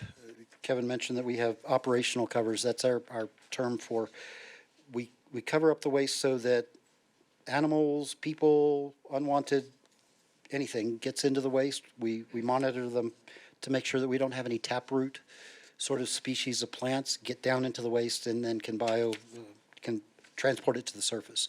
And we check these. This site is inspected every single month to make sure nothing has changed out there, and that the waste hasn't been exposed or that the protective cover has been compromised that could lead to future exposure. So next slide. All right, so this is the quick and dirty shaft inventory. Like I said, the logs, these disposal forms go on for days. The primary constituents out there are depleted uranium in the upper left. 24% of that, of the material out there is depleted uranium. There are also metals other than depleted uranium, stainless, titanium, all kinds of other things that were used as part of some of the research and the work that was done at the lab.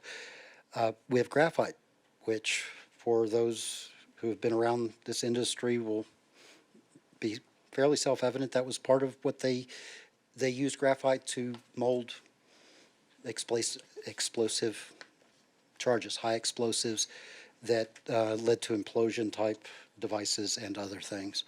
Plastics, 9% of the material is plastic. It's old film, old pictures, and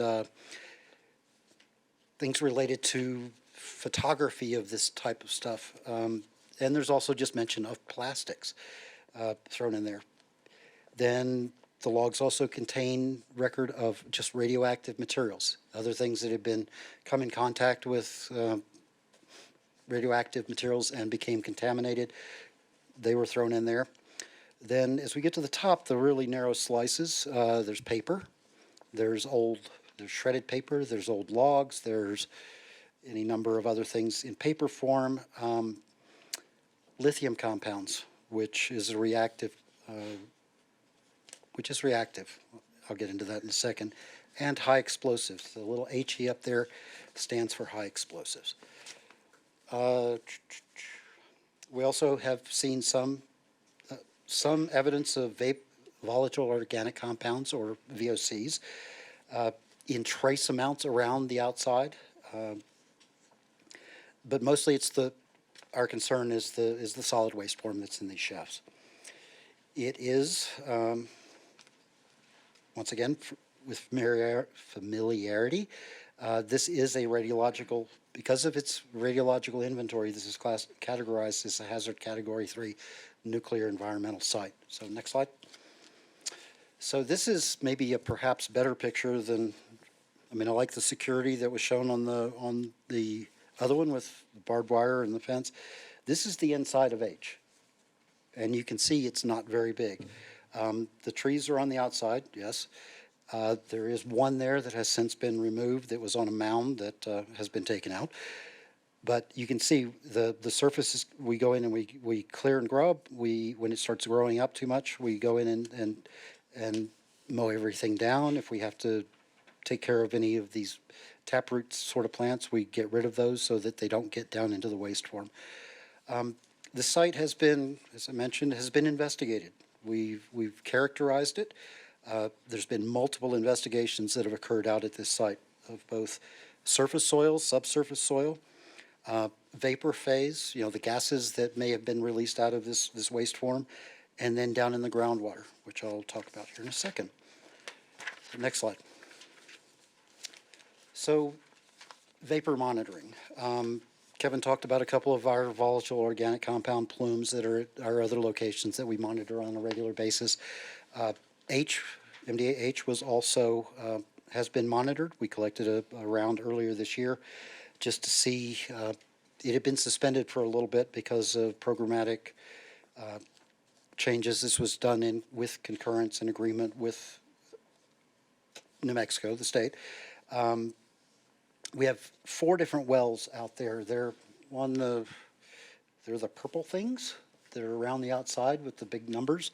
So we have 4 of those wells. We have vapor sampling points where we pull air and any contamination out through sampling ports, and they're located anywhere from 6.5 feet to almost 300 feet below the ground surface. So we have a good idea of anything that may have spread further down.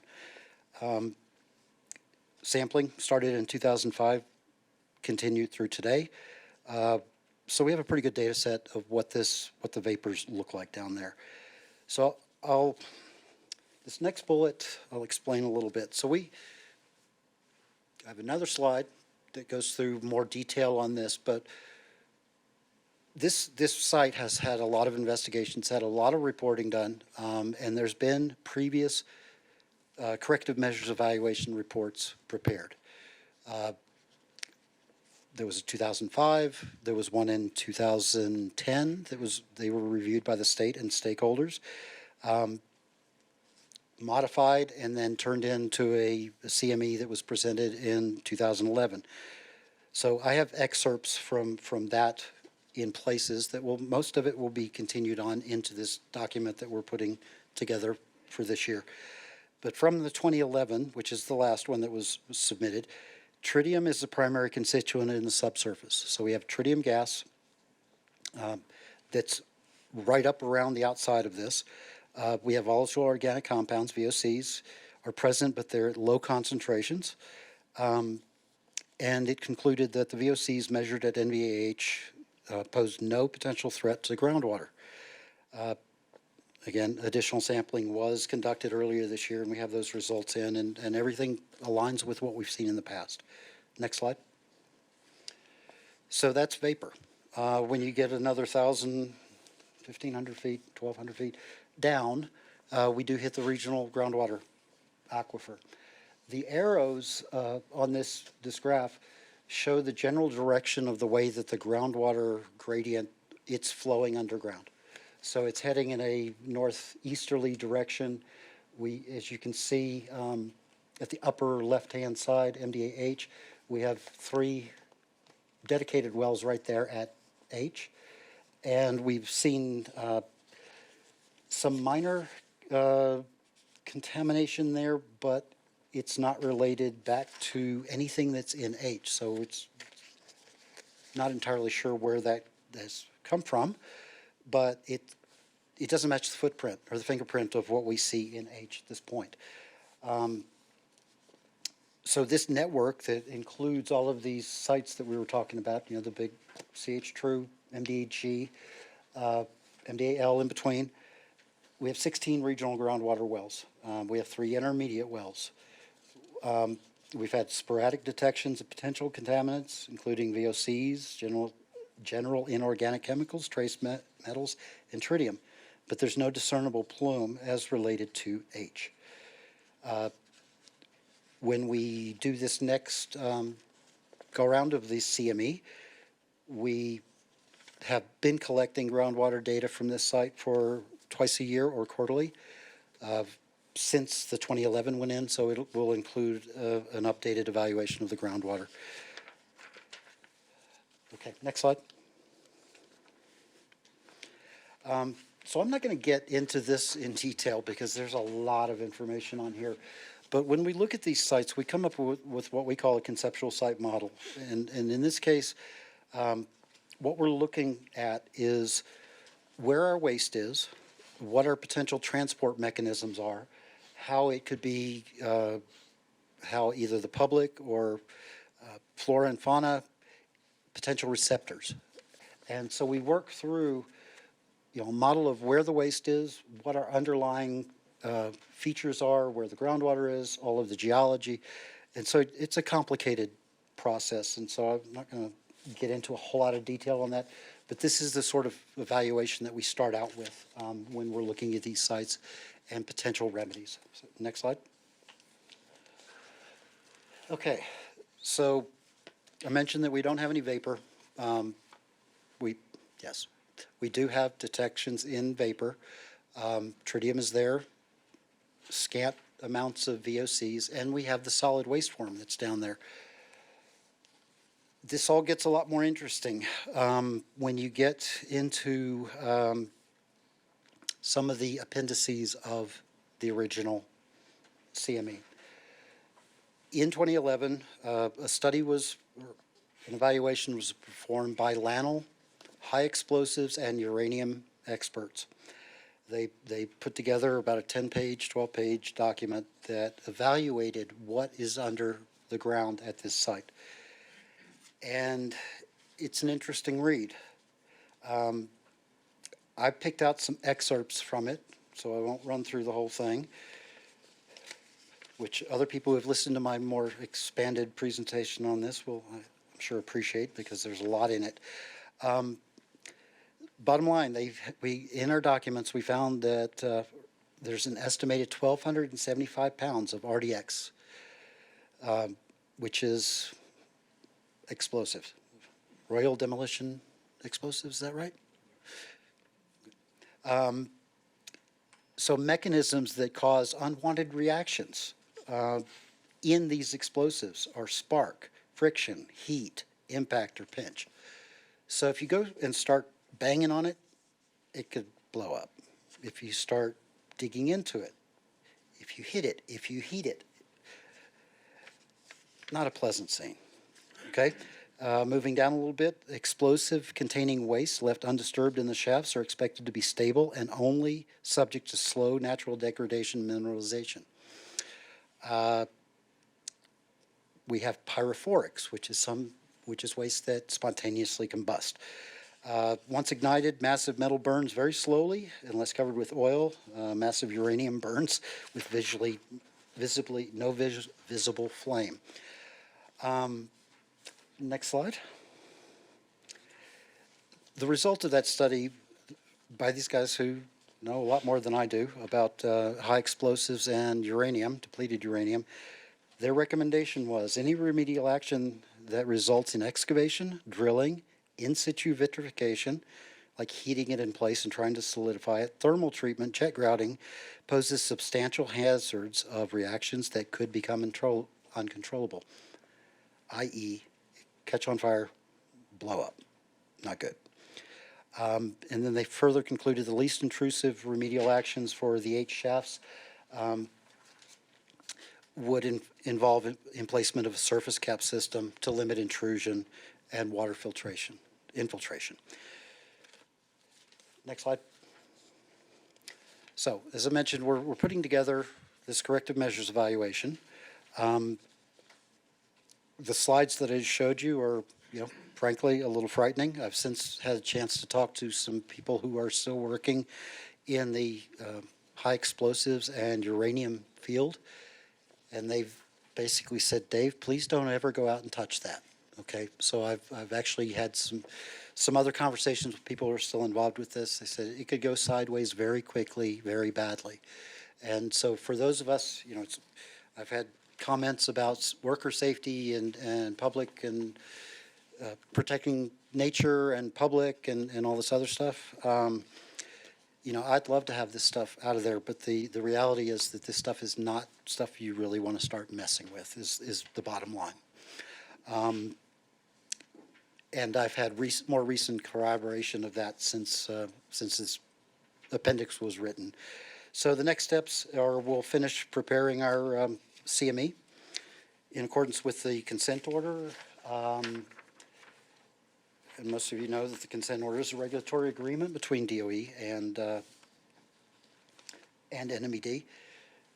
Next slide. I think I'm almost at the end here, almost. And I'm not going to review all this. I've already mentioned, there's CMEs. The reason that we're redoing this CME is there were some programmatic priority changes back in 2016 related to the consent order, and so the previous CME was withdrawn. So we're freshening it up and resubmitting it. And that'll happen this year. Next slide. I kind of touched on all this, so I won't belabor it. We go out, we complete site characterization investigation. We look at different types of cleanup alternatives. We develop lists of those alternatives. We screen them and say what's going to work, what's not going to work. We then come up with our final list of potential alternatives. We then evaluate those in accordance with the consent order language regarding threshold criteria and balancing criteria, and then we recommend our remedy. We turn that into the state. The state then has the authority to say we either agree or disagree. So that's how this process works, and that's the steps that this site has been through. Next slide. And another picture of H. As I mentioned, likely changes from the 2011 would be including data gathered, the most recent vapor and all of the groundwater stuff. We developed a couple years ago a revised cap and cover system that is much more efficient and it's more efficient, more cost effective, and more protective than what was included in the 2011 CME. So we will be including that new optimized, as we call it, ET cover. We're going to update cost estimates. Prices have changed since 2011, so we need to update that. We're also going to update a dose assessment, radiological assessment. If you're standing on the surface or nearby, what would you be exposed to? So that's going to be in there. And then we're going to update the corrective action requirements. There's some structural differences between the 2005, 26, and the 2016 consent orders. We're just bringing everything up to date. So, next slide. So this is, I sometimes get comments that, because I've done a few of these, that nobody, we come in, we give presentations, people ask questions, they raise concerns. You don't take into account what we say. You don't care what we say. I've had people say that to me directly. And I want to point out that couldn't be further from the truth. Some of you know about our technical working group. I've done 15 of those presentations in the last 3.5 years, 4 years. No, 3 years, because we just celebrated 3 years. 15. And the input that we got from the technical working group people and other presentations, we incorporated into our last CME, which was for MDAC. We changed our direction on MDAL. We were going to go one way, and from the input we got, we actually went back and changed the direction we're going. So when you see up here, stakeholder input is vital to remediation planning. I'm not making that up. I really do take comments and questions seriously. We want to hear from you. We've asked for people, if you have comments that you want incorporated or questions, we take notes of all these things, and I've already got a whole list of stuff related to this CME that is going to be included in the CME that we do here shortly. We're asking for input by June 15th. I don't know that we have in here who you send that to. Was that in the, no, we don't have that in here. We can get that. So okay? David, for the sake of the agenda, I conferred with the chair. We're going to defer questions. Okay. So that we can get the updates from the site and from DOE and the Okay. state. Yep. So if you don't mind, if you and Kevin could hang out till after public comment period, I think we'll have a chunk of time to answer questions. I thought I was going to get to run for the door when you said that, but no?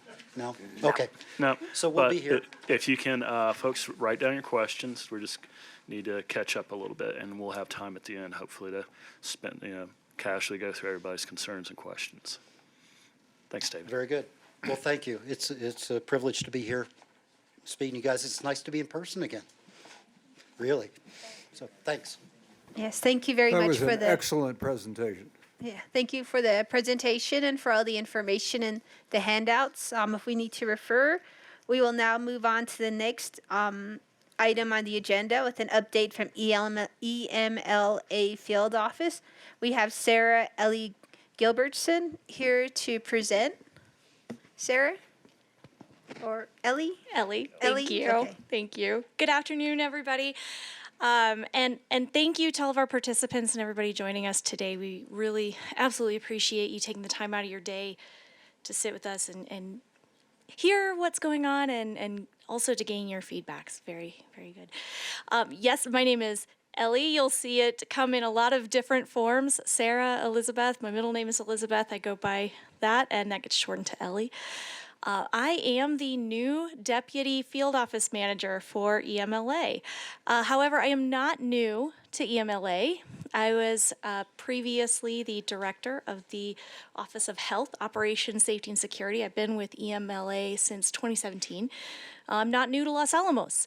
I've been in that area since 2010, 2011 timeframe. I do feel like I need to put a plug in because I came to Los Alamos from Kansas State University, so I'm sharing. Go Wildcats! All right. Oh boy. But by the way, in Kansas, you are one of two camps, and this is how you greet each other. So there's not an animosity here. This is how this is handled there. So, but yes, and then I also wanted to welcome Joseph to the Systems Advisory Board. Obviously, in health operations, safety and security, emergency management is key, and I look forward to having offline discussions with you relative to that. So I definitely look forward to that. So for today, for EMLA's update, I'm going to be highlighting some of our recent achievements in our legacy cleanup accomplishments. So please bear with me as I try to coordinate between a podium here and my notes. So the first topic that I'd love to update you all on is the hexavalent chromium plume. So per the NMED Groundwater Bureau's directive, the Department of Energy ceased injection for the chromium interim measures on March 31st of this year. The injection wells and consequently the entire interim measure system remains turned off. While we do have concerns that there will be a significant adverse impact to the chromium plume if the injection wells are required to remain offline, we do believe that the loss of the hydraulic control will not be instantaneous. The system does continue to protect the drinking water supplies of both Pueblo de San Ildefonso as well as Los Alamos County due to the excellent progress that had been made prior to the shutoff. So we're enjoying right now, we are working very closely with NMED and the county and the Pueblo of San Ildefonso Focused meetings are ongoing, and the focus of those meetings is to demonstrate what our technical models and calculations are showing us and to share that information with NMED. The interim measure has been working as an effective means to prevent off-site migration of the plume. We are continuing these discussions with both the Pueblo of San Ildefonso, and we are also having discussions with the County of Los Alamos.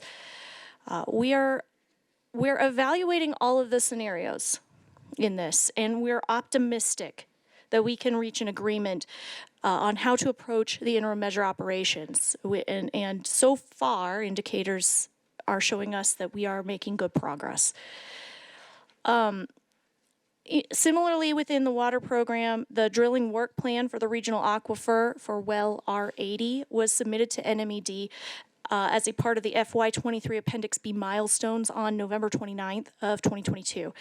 And it was approved with modifications by NMED on February 1st of 2023. We have completed the plug and abandonment of the plug and abandonment of the R73 well is underway.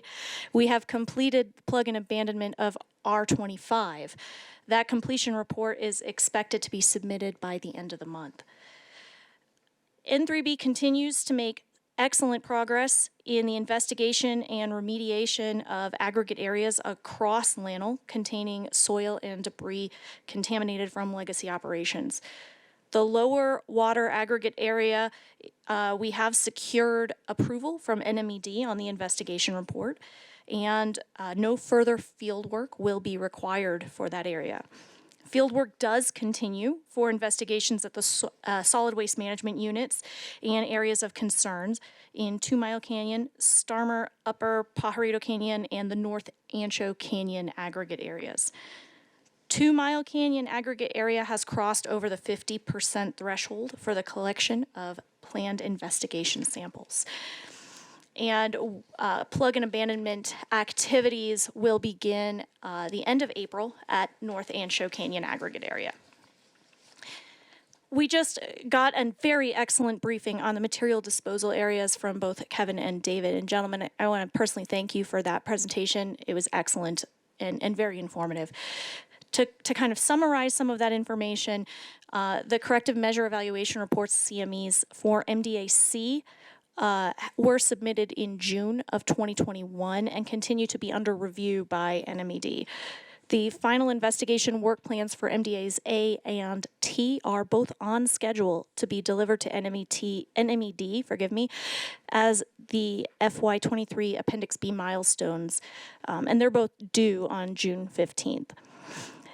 Additionally, as David said in his presentation, the CME for MDAH is on schedule and is to be delivered to NMED as a function of the FY23 Appendix B milestones on September 30th.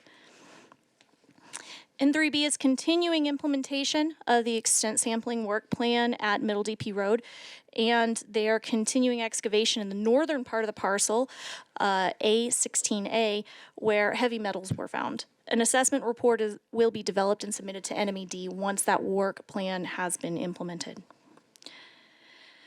So that's basically the summary we've got for the environmental remediation component. Of course, we have another component of our operation, which is our legacy waste, transuranic waste cleanup. So we have some very excellent statistics to report on this. All of the waste streams through March 31st of 2023, for all waste streams, we have made 230 waste shipments. That is 2,664 cubic meters, which is equivalent to about half a football field at about 3 feet deep. So just to give you a conceptualization, that is a considerable amount of waste that we've gotten off the hill. We are continuing to ship low-level and mixed low-level waste off-site. So far, that has been 2,522 cubic meters, so about the same, about half a football field there. So very, very good progress being made on removing legacy waste from Los Alamos. For transuranic waste shipments, this information is as recent as April 9th of this year. We have completed 43 shipments to WIPP. And just for reference, the EMLA's target goal for the year was 40 shipments to WIPP. So N3B is well ahead of schedule on completion of that goal and have exceeded the metrics that we have provided in meeting that goal. And just for cubic meters, that works out to just shy of 80 cubic meters. Finally, I'd like to bring you all up to speed on EMLA's strategic vision. We're continuing to focus on the strategic division development. This is a priority for our office for FY23. We're currently gathering feedback from different engagement groups to incorporate that stakeholder input into our cleanup decisions for the remaining of the legacy cleanup operations at Lannel. We're going to be conducting 3 strategic vision in-person community sessions in late May, early June, and we're going to be holding a virtual session. Details on all of that will be forthcoming. So I did try to move through that quickly so that I could provide you all with an opportunity to ask questions if you had them and were so inclined. And so with that, if the board has any questions, I am absolutely happy to answer. Thank you, Ellie, for the update. We have a question from Anne. Hi, Ellie. So this has come out kind of recently with Los Alamos County, because I work for the county, and I'm not in the water department, but we did sort of come to an understanding that our water department's not using that well over by the chromium plume. And it was interesting looking at the data with the NNMCAB that they can actually see that the water levels were dropping, but then when we turned it off a year ago, they kind of stabilized. But our concern, as I understand it, and I'm, again, not the utility department, but there's concern about, without knowing the depth and with the direction it's going, that by us continuing to draw, it could potentially create a draw towards the water source.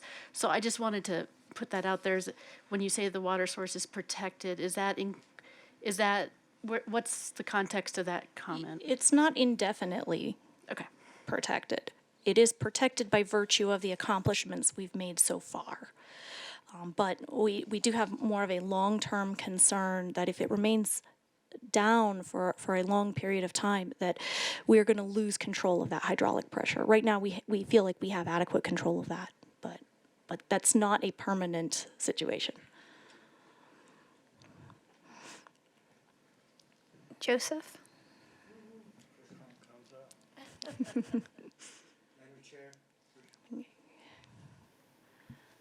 Madam Chair, ma'am, it's not really a question, but under the DOE tribal collaborative consultation policy, definitely would be a plus that Llano continues to reach out to the tribal nations along the boundaries, that anything that has to do with cleanup, anything that has to do with mitigation, especially with protecting the sovereignty of their nations with that water source.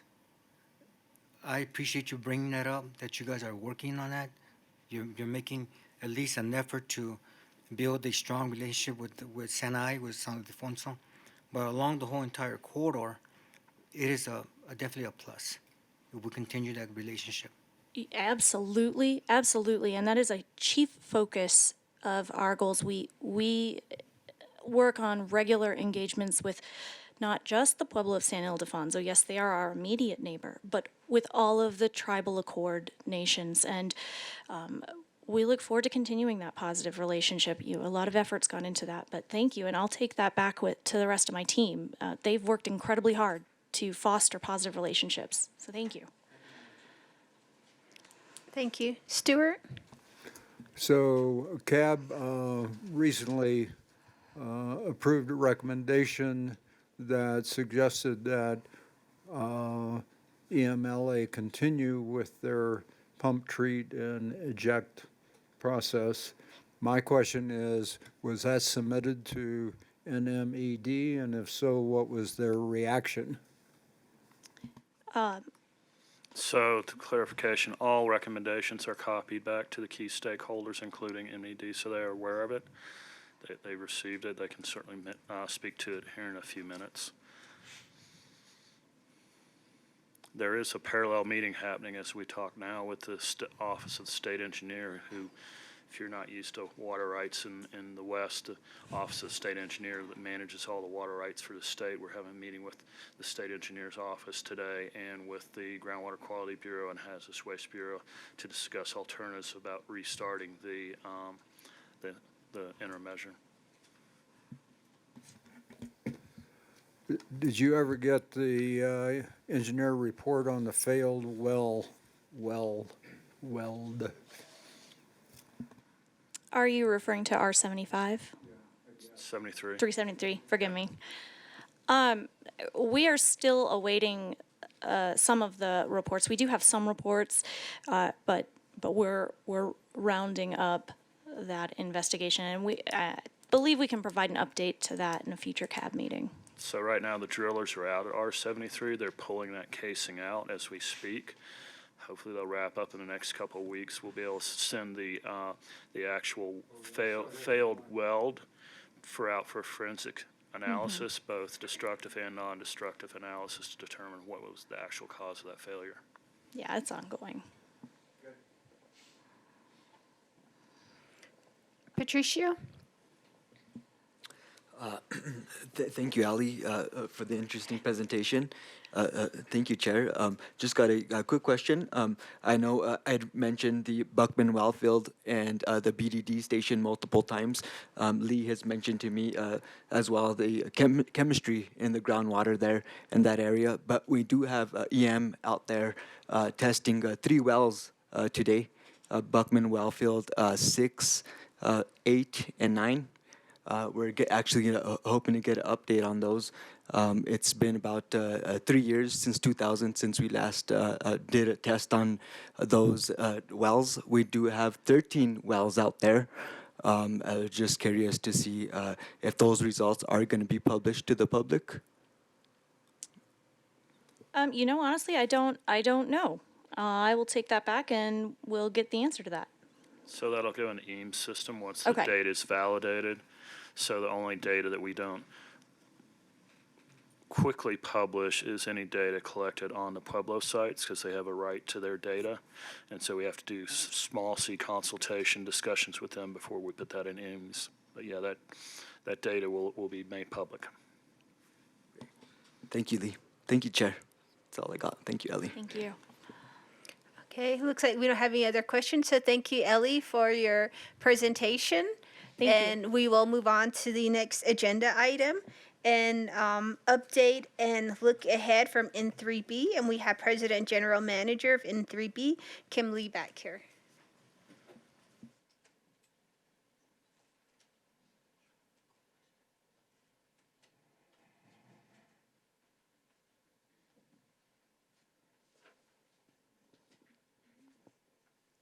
Hello.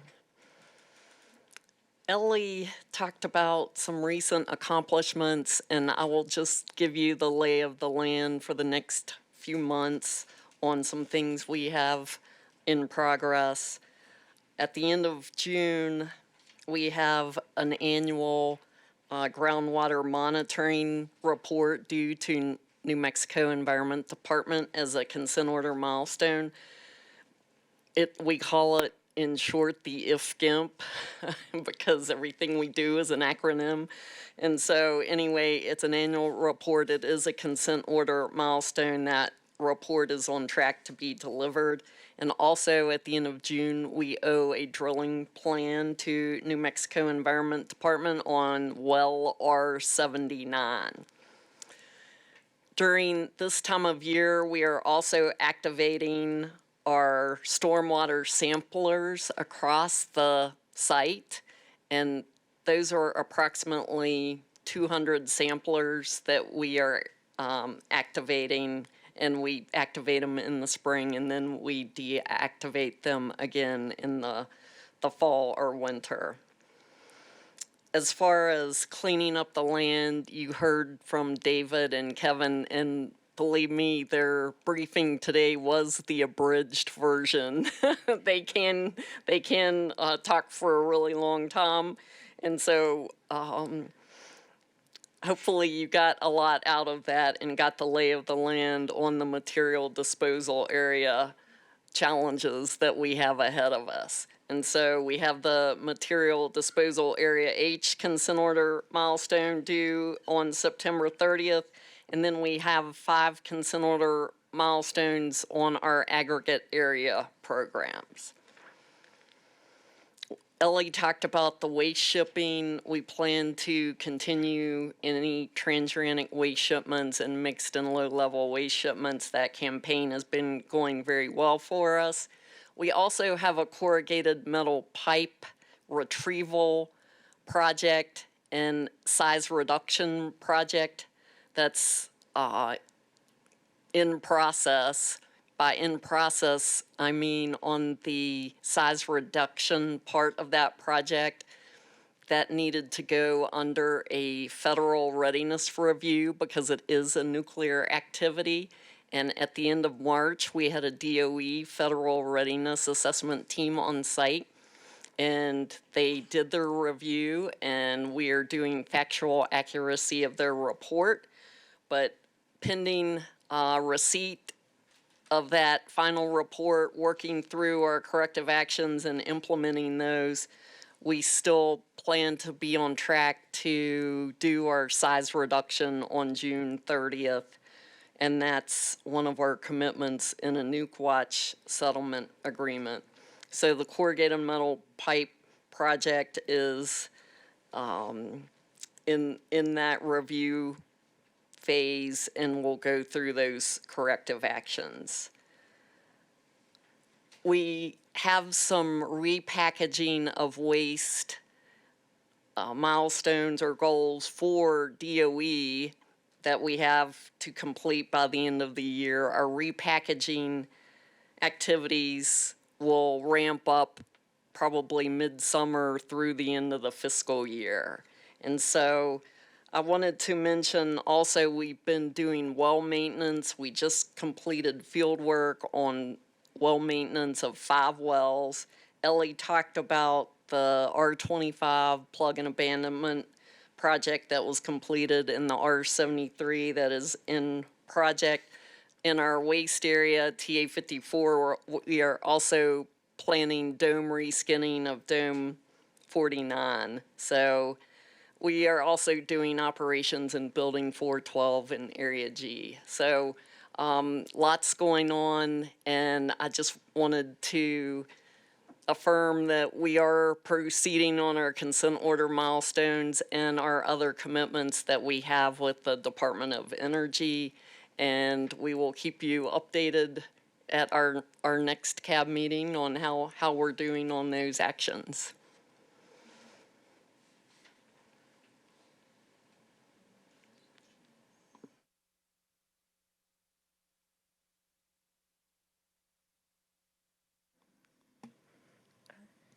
I think we wore them out, Kim. Okay.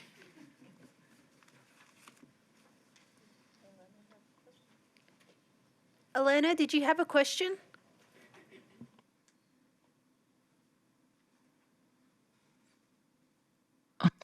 Thank you, Madam Chair. I had a clarification earlier that the hexavalent chromium plume, for short, recommendation begins with a recommendation that NMED and EMLA begin negotiations, not necessarily jump toward a final remedy. So that's all I wanted to do is clarify that statement. Thank you. Thank you for that clarification. If we have no questions for Kim, we will move on to the next item on the agenda with an update from NMED with Sheen, yes, thank you. Sheen, okay, thank you. Chief Hazardous Waste Bureau. Thank you, Rick. You're welcome. Thank you all. Sorry I couldn't be there in person. So Madam Chair, good afternoon. My name is Rick Sheen. I am currently the acting Hazardous Waste Bureau Chief, but also the Resource Protection Division Director. And we appreciate these invitations to give you updates, at least on the the progress and activities that we're doing here on the regulatory side for LANL. First, I'll get started for the consent order implementation. NMED hosted but co-presented with EM and EM staff and their contractors a public meeting to go over the corrective action program and the shared fiscal year 23 milestones. And this was held as well as the work completed in fiscal year 22. And this was March 29th at the Cities of Gold Hotel. For groundwater items, there was a meeting held with DOE on March 27th, and we discussed PFAS sampling and purge volumes for the interim facility-wide groundwater monitoring plan for the year 2024. Chromium and IM characterization work plan is under review, but NMED has already shared our draft comments with DOE at a recent groundwater technical meeting. R25, which was an old West Bay well with multiple screens, has finally been plugged and abandoned, but we are currently waiting for the final report to review. NMED has approved modifications, has sent approval with modifications for a drilling work plan for well R74. We did that on March 30th. And on March 30th as well, we approved the R71 completion report. And finally, NMED approved MDAL soil vapor extraction final report on March 15th. You've heard previously about the status on Middle DP Road, so no difference. As far as the permit-related activities, just a reminder, the renewal application was submitted in 2020. We have sent 2 administratively incomplete determinations to DOE, and we have met, DOE and NMED have met several times to resolve comments that we've made. We're currently awaiting for DOE to submit a revised application that includes an additional storage unit. On March 29th, DOE submitted a letter that resubmittal of the renewal application has been postponed until a Class 2 permit modification or PMR to add storage unit at TA60 is approved. So changes in the storage units will be correctly reflected in the application. And DOE also submitted a Class 2 modification for the addition of the hazardous waste unit TA60 on March 13th. We're currently reviewing the request, but tonight, if you haven't had enough flannel, DOE is going to be hosting another virtual meeting, I think from 5 to 7. Jumping to the WIPP side of the house, today is a big day. NMED, we provided a 60-day comment period for the WIPP draft permit. And today is the last day at 5 p.m. So you have 58 minutes to get your comments if you want to. Negotiations for draft permit are currently planned for July timeframe. And we suspect the public hearing is currently planned. Well, it's currently planned for the September this year timeframe. This year we went down and started an inspection of WIPP.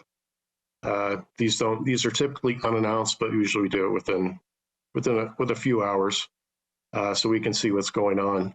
And the reviews of the inspection will be occurring after we get back. Staff gets back into town. It usually takes about a week. As far as shipments to a WIPP, our shipment data is from January 1st to up to April 13th. So you may hear something different. For the LANL, we have 20 shipments for just this calendar year from LANL to WIPP. There have been 79 from the Idaho National Lab, 7 from the Savannah River site, 5 from Oak Ridge National Lab, and 2 from the Argonne National Lab. And there was a question about if we received the recommendations from the CAB. Yes, we have received them, reviewed them. We don't have any specific comments. I will say we were in agreement about pump and treat, but I think we stated in this forum before, we're looking for some alternative injection strategies from the labs at this point. So that's my report. Thank you, Rick. We have a question from Mark. Thank you, Madam Chair. Rick, the question is, will the CAB have an opportunity to comment on the consent order redraft? We've been looking for opportunities to alter the current agreement. We understand that the litigation is now an opportunity to revise several problematic issues, and we would enjoy an opportunity to do that. Thank you for that question, Mark. I'll let Neelam Dewan, who's on the call, answer that as well.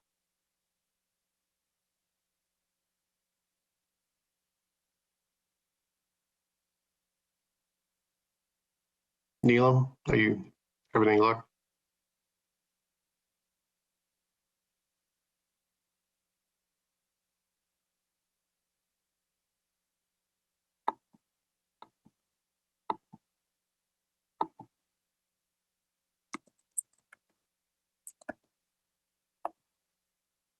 No, we cannot hear you.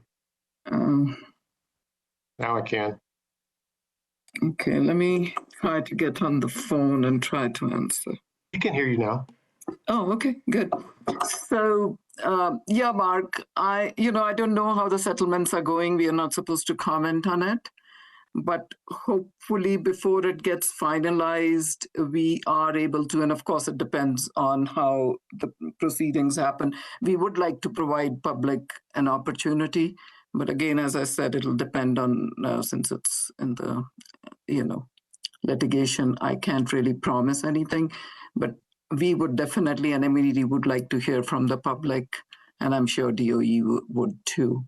So, that's my answer at this point. I don't know, but the desire is there to hear from the public.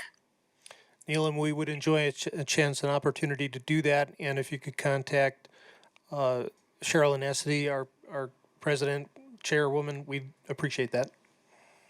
Okay, thank you. And since I'm talking, I would like to talk about CAB's recommendations. We did get it, but I thought, Elena, you're right there. Recommendation was more like pump and treat seems like is the right approach, and we agree with it because we've tried amendments and amendments have not worked. So we are on board with it, but I don't think your recommendation was to restart IM or something. We based it on the data we have. And as Ellie was speaking, DOE is presenting their model data, but NMED does not make regulatory decisions on models, as I've kind of stated a few times in public meetings. So we have looked at the data, and that's how the NOV came, and it came from Groundwater Bureau. It wasn't under the consent order, it was under the discharge permit that was issued by Groundwater Bureau. And we are looking, what we haven't heard from DOE is alternatives, because they don't have a path forward for the water which they would extract, treat, they have shut down the whole system. We have no issues with the extraction part of it. As we've been saying over and over again, extraction is working, and that's what we feel that's where IM has been successful. So it's been pulled back, and now we are also concerned that the entire system has been shut down. And what we need to hear from DOE, and that's why we are meeting with them and negotiating with them, is to come up with alternatives to keep at least partial IM going and find a way to dispose of that water and not inject it back into the plume. Right now, treated water is getting injected into the plume, and that's what we feel that's smearing the plume around. And we are working with, Pueblo de San Ildefonso as well as DOE to sit down at the table and come up with practical alternatives, because DOE has issues with they have emergency authorization from Office of State Engineer, and they have to meet all these, and we understand that they have to meet all these obligations. But we need to come up with this system that we have a way to inject this water somewhere else, and we can restart the IM.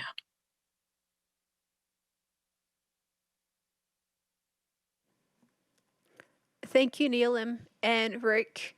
We have a question from Stuart. Two questions. One, presentation of the day on MDAH indicated that the CME is going to be submitted by September 30th, but that public comment on those, there will be no public comments on that before it gets to NMED. It's my understanding that NMED then has 60 days to receive public comment after it receives the CME. Is that correct or not? No, let me explain that. Right now, when David gave the presentation, he's asking public to provide input before they submit the corrective measures evaluation report to NMED, and that would be a good time to weigh in. But the way the process works is once DOE submits the CME report to us, NMED will review it. And if we have any questions or any deficiencies we note in the report, in general, we go back and forth and resolve our comments. And then NMED makes a selection of the remedy. And once we make a selection of the remedy, we issue what's called a statement of basis, where we would, provide our justification for the selection of the remedy. And that's when we give public 60 days to comment on it, because the CME basically is just evaluating all possible options. It's not selecting a remedy, but DOE will make a recommendation, and NMED will review their recommendation and all other alternatives they've submitted, or maybe even something they haven't thought of. But NMED gets to select the remedy. Once we select the remedy, prior to implementation of the remedy, we do invite public comment. And that's the 60-day you're talking about. Okay, thank you. You made that very clear. And my second question is, in the presentation on MDAC, it said the CME was submitted 2021. What's taking so long to review it? Is it still under NMED's purview there? Yes. MDAC actually, as you heard, was once submitted. The CME was submitted in 2011. And CMEs these are hard choices. DOE's recommendation for MDAC is to cap and cover. And we are looking at other alternatives as excavation or, some combination of something. So it's a pretty complex project, and it is under review. We are short-staffed.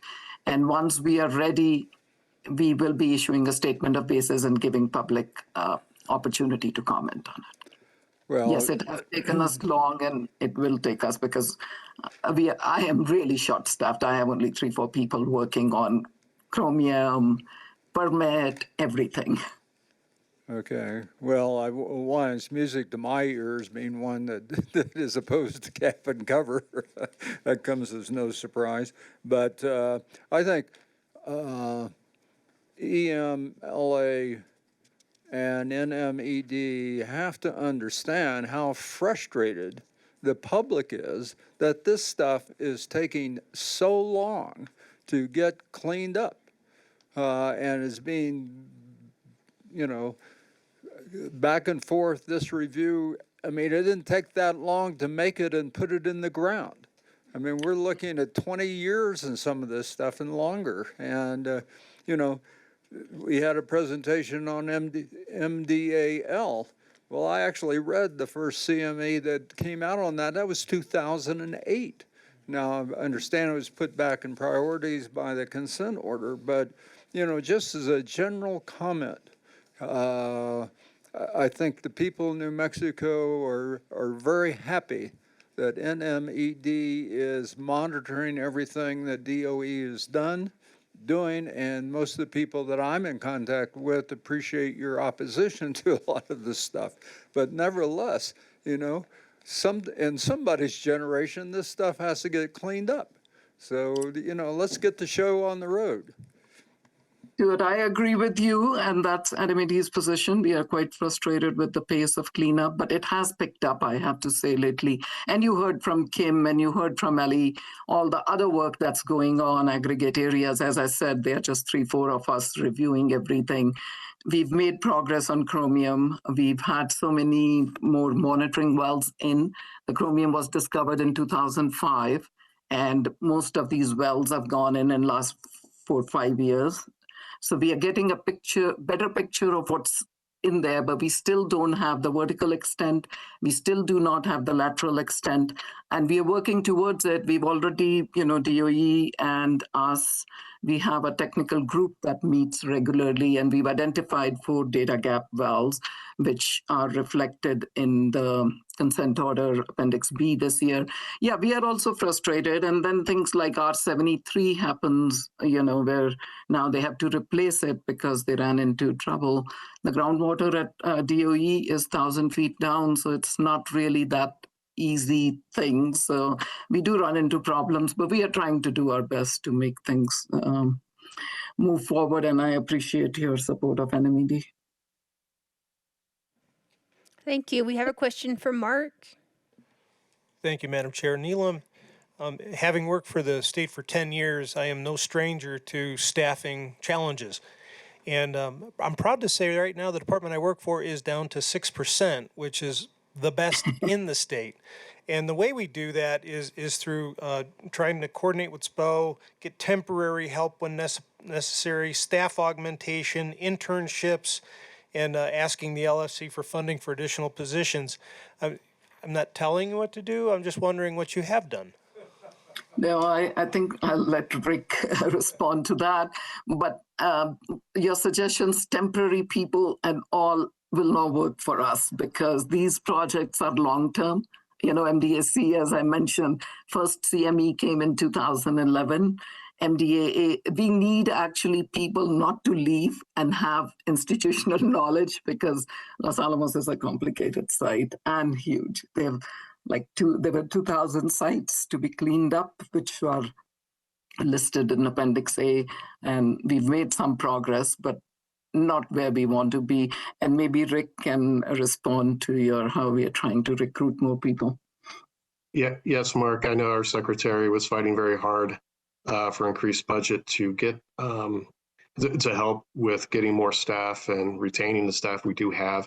We're under 15%, and I don't want to be too precise. Probably between 13 and 15% at this point. But these are highly technical positions, and we have to compete in the market that's there. With entities such as Lanel, who will pay more. So that's been one of our challenges, certainly during this time. But thanks for noting. Thank you for that. And looks like Neelam might be one of your most institutional knowledge people on board. And I have nothing but respect for your secretary. Hats off to him. And maybe Lanel might loan you a person. You never know.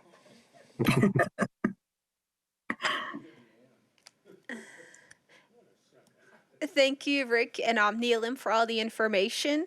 And we a little bit ahead of schedule, so we wanted to ask David and Kevin back to see if we had any questions for MDAs. And we see Jim. We see quite a few questions. So we'll start with Jim. My questions are more clarifying than anything else, just to make sure I got everything right. So my questions are to Kevin primarily. In your presentation, I noticed right away that you mentioned explosives several times. Are we still having explosives go off in Lanel either on purpose or by accident? Right. So Kevin, let me cover that one because you're going to get in a sticky area here. It's an NNSA mission. One of the issues with the permit is open burn, open detonation, MDD, and the 4 permit holders, myself, NNSA, Triad, and N3B. That's the sticking point right now in the permit renegotiations. Okay, let me just say why I asked the question. where I live, we have sight lines straight across from our bedroom window over to Los Alamos in the lab. And so in the evenings, my wife and I always kid each other that if the lights don't go out over there, we know we're in good shape. But every now and then, the neighborhood gets shaken with what appears to be explosions. And I was just curious if it comes from there or is it coming from somewhere else? So that's why I asked the question. You're not gonna say, you're not gonna tell me, are you? I really can't speak for NNSA, but my stakeholder affairs person over my shoulder is writing down the question copiously, and we'll contact the public affairs folks over at NNSA to provide an answer back. Okay.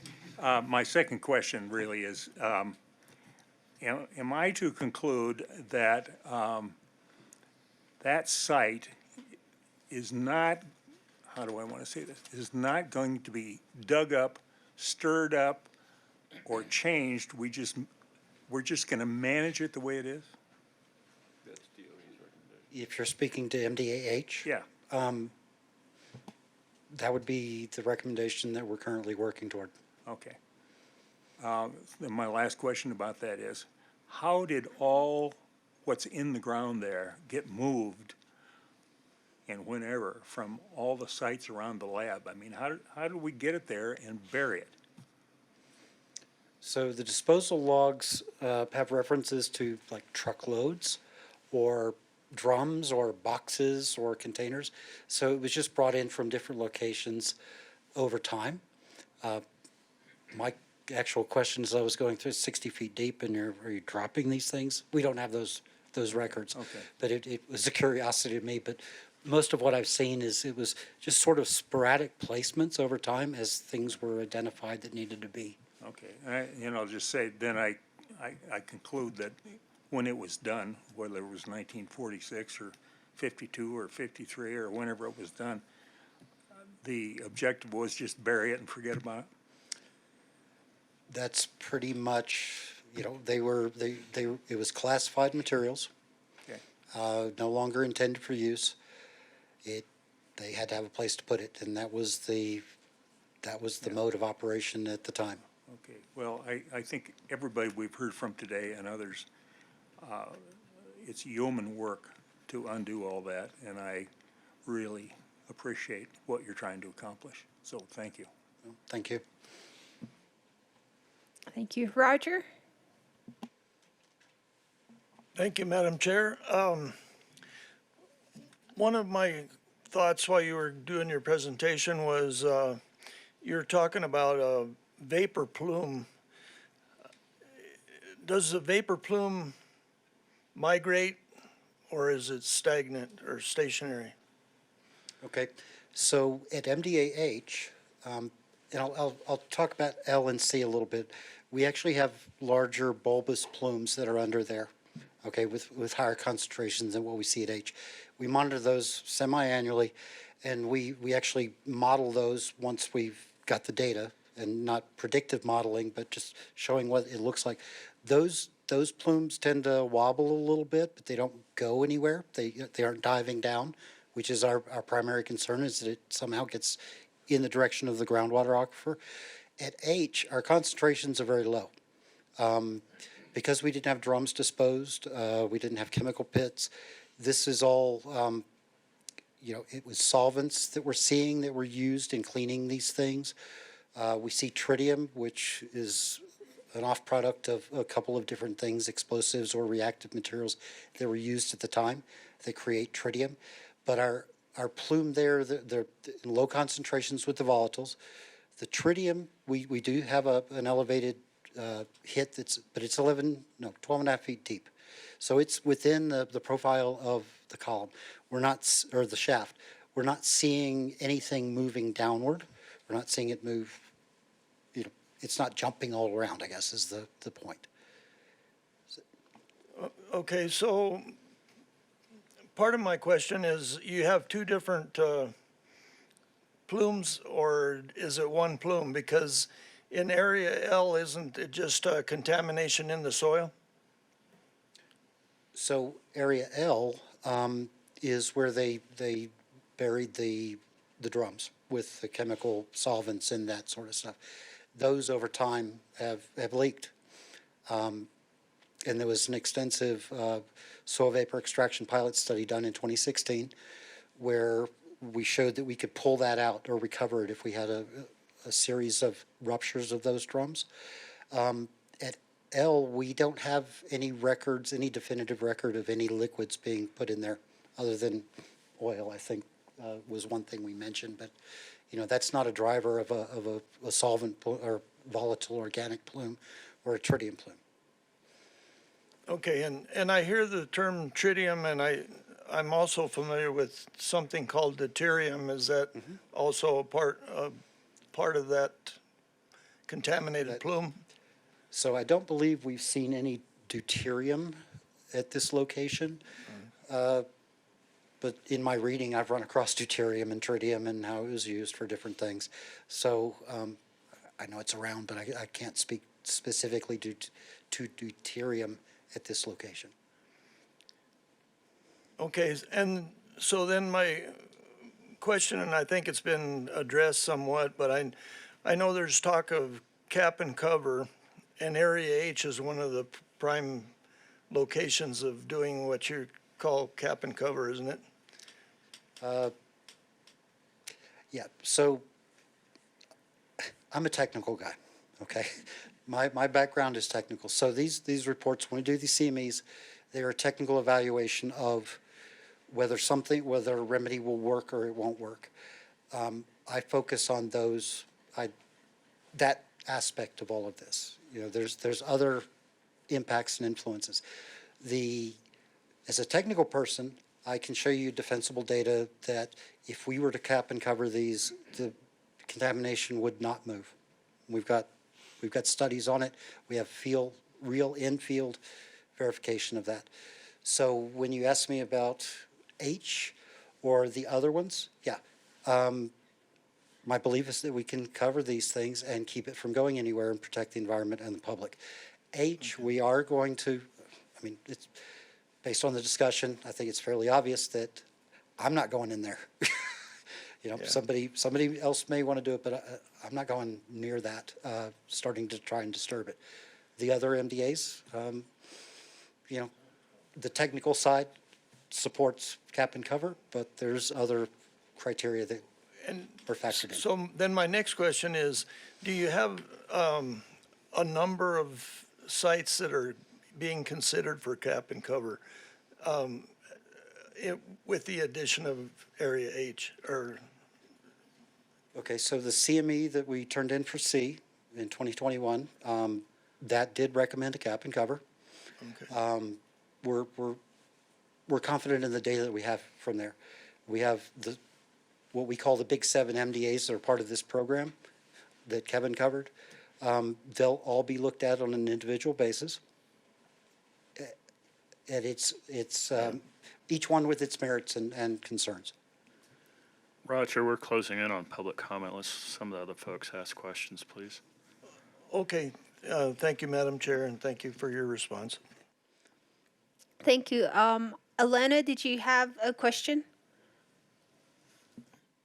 I did. Thank you, Madam Chair. And firstly, thank you, NMED, for your update. I appreciate it. And David, hi. Hi. Quickly, so this is pretty basic, I guess. So thinking about the access and security envelope at MDAH. So thank you for showing the barbed wire and the fence. Is it as it's known behind the fence at Lannel, which is like a secure area, a super secure area that you can't just roll up to? No, it's actually in one of what I consider to be the more secured areas of Lannel. You know, you get some, I'm sorry, I thought that was a question. Behind the fence? Yeah, behind the fence. It is inside the fence, and it's inside the corridor, which has its own requirements to get into. There's a lot of security. Great. That's good to know. And those accessing the site must have a security clearance, obviously. For this site, this is not a clearance required site. You have to have a badge, but this is not one of the secret sites that we have to have the higher level of clearance to drive by. Okay, got you. But it's still behind the fence, so to It's speak. definitely inside the fence line. So is there any monitoring or guards? I would go ahead, Lee. So it's between the two vehicle access ports in White Rock and the one up near TA 55. It's right off the road, straight across from the RANT facility where we load out all the transuranic waste, and we have routine patrols throughout that whole area. Thank you. So with all the activity at the RANT facility and the unstable nature of the high explosives, are there any concerns with any seismic activity disturbing anything that's down there? So a seismic study was done previously, and it is not an area of seismic concern. We do have some areas in the lab that do have some seismic. This is not one of those areas. Okay, great, thanks. And quickly, and not to sound naive, and I appreciate all the times that you've given this presentation, because I do love this presentation. Don't get me wrong, I do love it, and I learn something new every time, so it's important.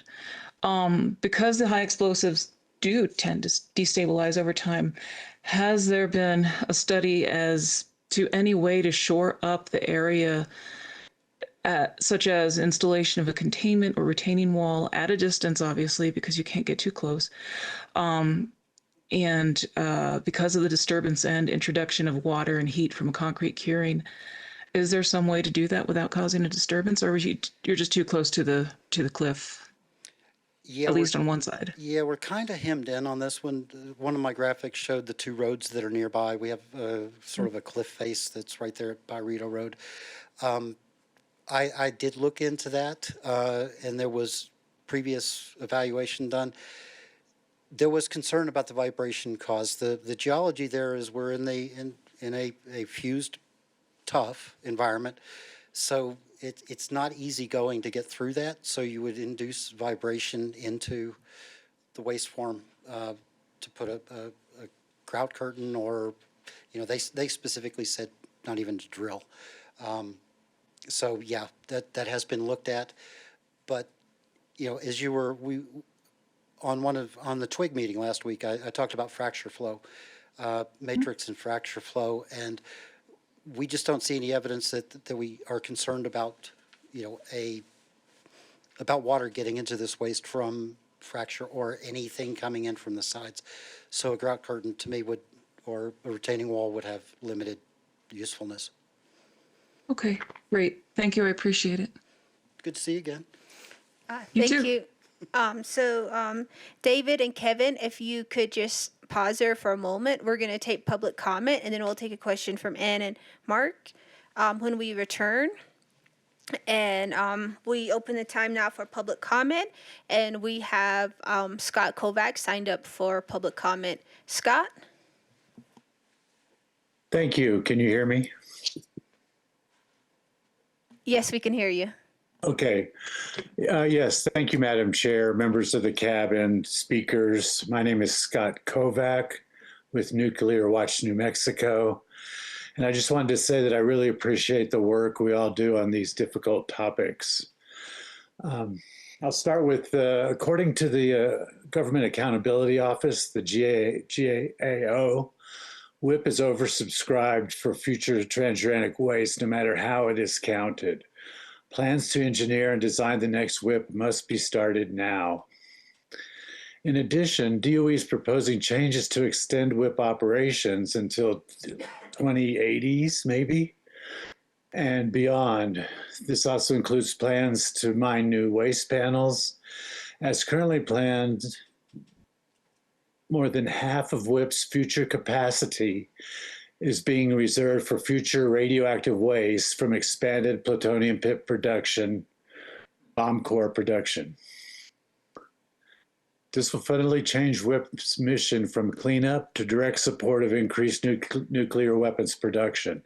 In addition, DOE has plans to dispose of 34 tons of plutonium from the DOE surplus plutonium distribution plan.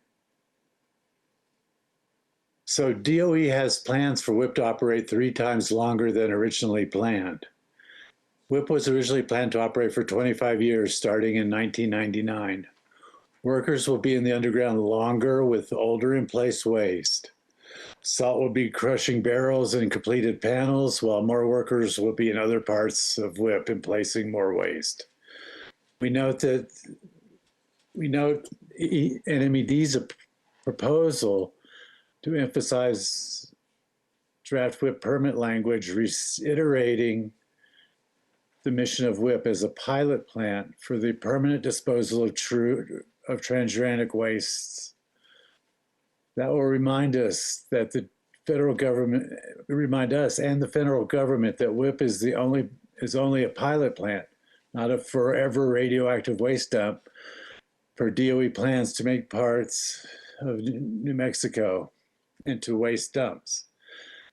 For instance, there's an estimated 150,000 cubic meters of hazardous and radioactive waste that are planned to be left behind in a capped and covered Area G. This includes an estimated 46,000 cubic meters of transuranic waste. WIPP's capacity is 176,000 cubic meters. So the waste left behind the transuranic waste left behind in Area G would be a quarter of WIPP's capacity. We discussed that WIPP is 21 deep. We discussed that WIPP is 2,100 feet deep and rated safe for 10,000 years. But Area G is only 60 feet deep and deemed safe for 1,000 years. It's the same transuranic waste in both dumps. The difference is that the Area G waste, transuranic waste, was put in the ground before the 1970s when the National Environmental Policy Act came into effect. Thank you. Thank you, Scott, for your comment. And we will, if there is not anybody else signed up for public comment, which we do not, Denise has informed me, we will move back on to questions. And Sure, just briefly on, it was, I think for you, Kevin, on MDAT, or actually TA21 as a whole. So that one for Los Alamos County is slated to be a transfer site, and we understand that because of the, you talked about studying it a little bit more, the nature and the character of it, and then before CMEs are put together. But I know that the county submitted some additional questions to make sure that that is studied in relation to what's adjacent to it, or if ever portions of it, if it were to be cap and covered, what if portions of that site were transferred.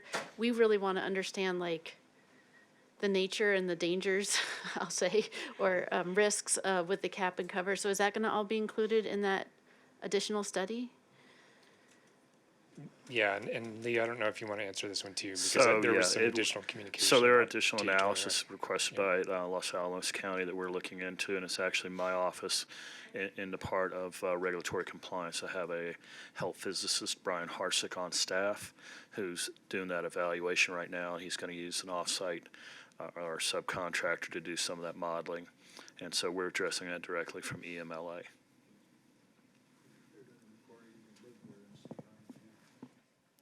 thank you. Mark? Thank you, Madam Chair. I really enjoyed the David and Kevin show. You were frank, you were clear, and you're to the point, so appreciate your presentation. Questions I have, maybe I'll start with David because it's relating to H, and then I'll move into several others for Kevin.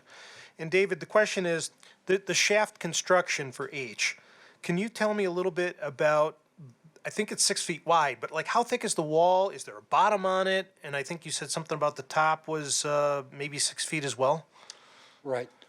So the disposal or the methodology that was used when these were constructed, you saw the pit that Kevin showed, MDAG, they went into the tuff, the volcanic mass that was left behind. So this stuff is fairly easy to drill. So they just went in with a big core barrel and went down as far as their mass would go, which is why a lot of our shafts are 60 to 70 feet deep.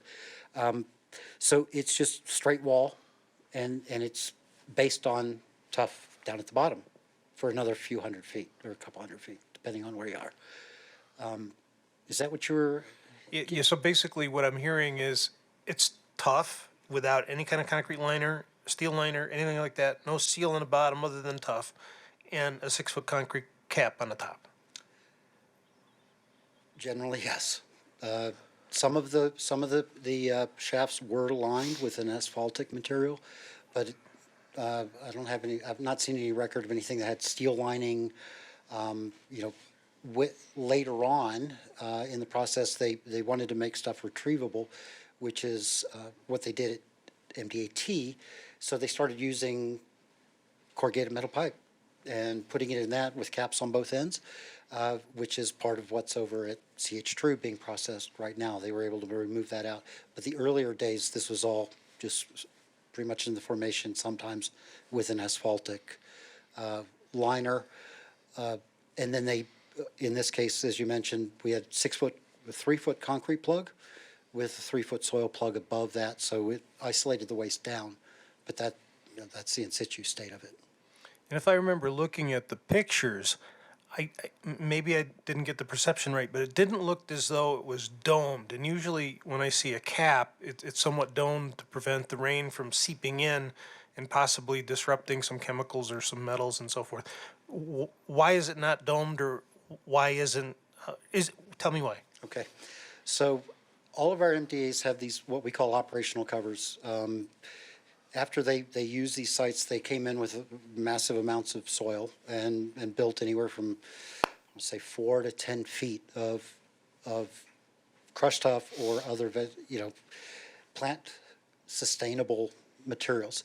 And so most of them are sloped, but they met the contours of the current thing, and they did the whole cap as a thickness. It was not it wasn't where, like you say, where you have a pitch. Like at the airport landfill, we have a pitch because we were minimizing. They were basically following contour, but they didn't put the pitch in because they were putting so much material in.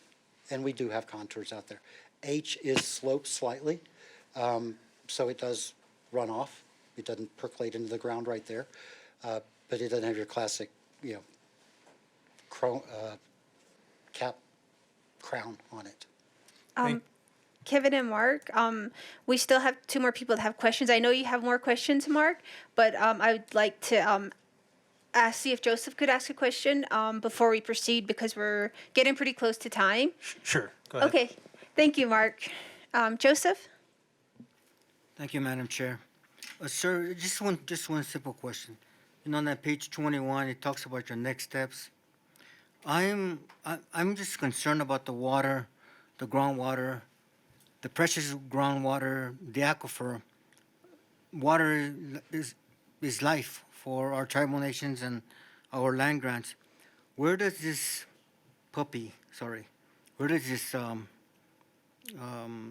CME, the consent order, fit in for our tribal nations and our land grants? So excuse me, that. So we do what we call a consultation with the Accord Pueblos, and specifically with the San Ildefonso Pueblo. So we actively work on a nation-to-nation basis on these issues. So I was reminded even earlier today that to refer to the tribal entities and the Pueblos as stakeholders is a little bit less than we want to show. They are more than stakeholders. There's literally a nation to nation. There's sovereign nation. It's the same as if the United States was having a discussion with their neighbors to the north, Canada, or our neighbors to the south, Mexico. It's that level of consultation in a lot of cases. And we try to bring them in. Since the MLA's formed, our stakeholder affairs person works very closely. We've got 2 people dedicated to tribal interactions at this point in time. Thank you, sir. Yes, sir. Thank you, Madam Chair. Thank you. And we'll take one last question from Stuart, and then we want to leave enough time for Leah to give us updates also. Thank you. Okay, short answers to short questions. Following up on Jim Murray's question about the transfer of the material to start with, do you have any records how many people were killed or sickened by that transport? I've seen no mention of that. Okay, then why, the question is then, why is it more dangerous to dig it up than to put it in place? That's rhetorical. Will be suggesting the use of a ET fabric barrier as part of cap and cover, I assume, in the CME. What is the lifespan of that fabric? Or fabrics, there are two different ones. Okay, so in the covers that we've designed, the Southwest has a particular affinity with. We understand that, just the answer. Okay, so we don't use fabric or anything like that. We use natural materials that will last, that have already been through nature's furnace to cover these and protect them. But you have to monitor then for the rest of eternity. Or at least 1,000 years, yeah. Okay, have you drilled and tested the soil underneath these pits? You've 28 drills around it. Yeah, investigation been done through drilling. I'm not sure I'm following your question. Okay, you drilled straight down up to 300 feet around there, I think, and that thing, the question is, have you gone under where the pits are? No. People are doing that all over the Southwest. So the question is, if the concern is what's happening underneath there with the going down the groundwater, it would seem like that would be a place that you would want to test. Okay, so with groundwater, it's 1,000 feet down. We do our borings and our investigations. They go several hundred feet down below the ground surface, right next to where we are. When you see a contaminant spread in this type of material, it tends to bulb out. So if you do have something that's right underneath, if it starts moving, it goes down in a sort of triangular, it spreads. So you would see anything that was going down. It can't go straight down in this matrix. It just doesn't work. The last of my long questions, CME requires doing nothing as an option and complete removal at the other end and whatever you want to propose in between. So I think your CME prices the total removal out at something like $384 million. My question is, if there is a cost estimate of total removal, there must be a scheme to do that. So what is the scheme? And that's too long an answer for what time we have left. But is there a scheme for total removal? There is a scheme. Okay, thank you. Thank you for all your questions, and Manish will be available. If you have additional questions and you didn't get to ask, you can direct them through Manish, and she can give them to David and Kevin, and you would be able to answer. So I think Manish is pretty good about getting that and people getting their questions answered. There is a lot of information. Thank you for that, for answering all our varied questions. And I turn the time over to Lee right now for updates from the DDFO. Thank you, Madam Chair. So first of all, if you've been with the CAB a little while, you know we've had a lot of meetings each month. And so this is actually a makeup meeting from our January because we had ice and snowstorm at our meeting. It was determined that it wasn't worth putting Bridget and Manisa's life at risk for a CAB meeting. So this is a makeup meeting, so Happy New Year. Our next meeting is in May. It's a regularly scheduled meeting, 17th at Fuller Lodge up in Los Alamos. I did have discussions with the executive committee on this. We're going to look at the numbers, and we certainly haven't turned anybody away in the past if they wanted to come here to these meetings. But as we get closer, we're probably going to make that announcement that it'll be a hybrid meeting and that will allow the public back into the gallery back here. But we are going to watch the COVID numbers as we kind of move out of that status of just having CAB members attend the chair's meeting. It'll still be a hybrid meeting so the public can attend virtually as well, and so can CAB members. So that's ongoing. We're still trying to get a tour set up for June 21st of the EM sites. That's proving to be difficult. We have to have our security folks.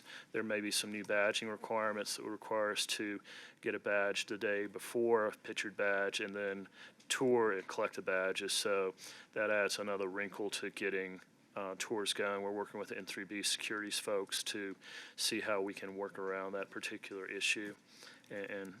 But we're still hoping to have the tour January 21st.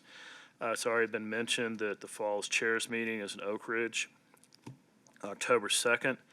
We'll be looking for the new chair, vice chair to attend that, and potentially another person that thinks they might want to look into leadership in the CAB as we move forward. It started in Oak Ridge. It's a very nice town, very nice hotels, lots of green. October, the fall in Tennessee it's a nice time to be there, very comfortable. Elections of officers will be held late this summer. You should consider serving as a chair on one of the committees, or even the full chairman or vice chair here as well. So think about that as you continue your career with the CAB. We appreciate your time. You volunteer already, and we had mentioned the WIPP tours coming up here November 6th, and we'll travel on the 6th and then do the tour on the 7th and sleep on the bus on the way home and get home late in the evening. Manny made a request earlier today that we'll send out. I'll get an updated chrome map of where the wells are, the injection and extraction wells, and where we currently model the plume. So we'll get that out. We are working based on some of our other discussions. I've got my regulatory folks pulling together Mark's 101 on the consent order and how that all fits together in layman's terms, so you guys can have a better understanding. Neelam did a great explanation of how the CME versus the statement of basis works in public comment, so that's one small piece of that, how that process fits together. And Manish, you need to update Ellie's nameplate. She's no longer acting. And other than that, I'm open for questions if you have any. Jim? Not a question, a couple of comments. First of all, I am so appreciative with the work that these two do, and you too, Lee. But I'm just a talking head up here. They're the ones that put it all together. You know, I hope we all understand what Manish and Bridget go through to put these meetings on. The detail is just extraordinary, so thank you very much. Amen. Secondly, and this is just almost off the subject, but I just want to say, a couple of weeks ago, Mark and I, and maybe somebody else in the room, attended the meeting down at the Santa Fe Convention Center that was a full house of people, and it was orchestrated, I understand, by Commissioner Hanson, at least. Where it came from, I don't know. But the interesting thing to me was, in all the time that we sat there and listened to people ask questions, and it was a Q&A thing, we had two, I guess I'd call them high-level DOE people there on the dais. But all the questions that came from the audience were not about any of this stuff. They were not asking questions. They were making, my opinion, they were making statements, kind of like Scott Kovac. They were making statements. And the bottom line on the statements, which I thought, man, what they really wanted to see is, and there were probably 10 presenters, I think, and a lot of people that they were representing in the room, and God bless all of them. You know, we need to close Lano. We need to quit making nuclear things. We need to basically turn it over to the Russians and let them run with it. And I thought, you know, don't they understand what's going on? So it was an enlightening meeting, but I thought it was kind of orchestrated. So there you go. That's it. Okay. Thank you, Jim. Anybody online have any questions? Okay. All right. So, Madam Chair. Thank you, Lee, for your update, and also Jim for your update on the meeting as well. I think I got some pictures. It was very nice. At this time, I'd like to to ask the board, especially because we have a lot of new members. Is there a presentation or a speaker that you would like to see for one of the future and upcoming CAB meetings that we might have, or you might have a question? I'll open it up first online. Is there anybody online that you have a suggestion? I don't see any hands up, and I'd like to now in the room. Is there any, Mark? Thank you, Madam Chair. Yeah, in the minutes on our wrap-up discussion, page 11, I asked for a concise overview of the consent order, which you already mentioned. The chromium plume updates, we've received some of that, but I think the CME point might be another point where we want to weigh in on and have a presentation. The Appendix A, B, and C updates, an overview of the WIPP, which I think we got a lot of today. There might not be a need for another one, but we can ask the group. And then I think Neela mentioned that there may be a window of opportunity right when the litigation is concluding, but before the consent order is rewritten, for the CAB to weigh in on how to rewrite the consent order. I would like a presentation, and I could give part of that, maybe our group could, on the changes that we'd like to see on the consent order. Thank you. Thank you, Mark. Is there anybody else who would like? I have one suggestion, and this is coming off of Joseph's questions, is that maybe if we could have some type of presentation on how land on DOE interacts with tribal nations. Although I understand it, I can see the questions that people might have as to which tribes you might have. I know it's not all the same. I know not all the tribes are same. San Ildefonso is a different case than most tribes and pueblos, and I think that might be a good presentation just to kind of explain how that works and why it works in that manner. I'm certainly taking notes and looking behind me, smiling. So yeah, I think we can accommodate that request. Okay, thank you. And with that, I'm very, looks like we have 5 minutes. Stuart, I won't take 5 minutes, but yeah, I was kind of unnerved by the fact that our input into the CME for MDAH is maybe behind us instead of ahead of us. And so we had, first of all, these are great presentations today. Great. I think the best I've experienced since I've been on the board. So I think this is, take that to heart, and, I think that's a fairly good consensus around here. But, we didn't actually get what's going to be in the CME for MDAH. God, I'm talking in initials all the time now. I would like to hear that and know that, and of course you understand where I'm coming from, and particularly my last questions today. But yeah, at least I'd like to know what the enemy is. I have one more suggestion about the results for the water testing that's going to occur this spring.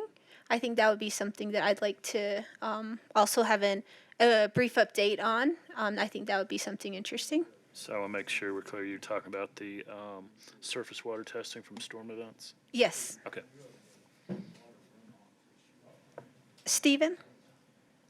I was wondering if we get some sort of legal insight into the relationships between the United States and the affected tribal nations.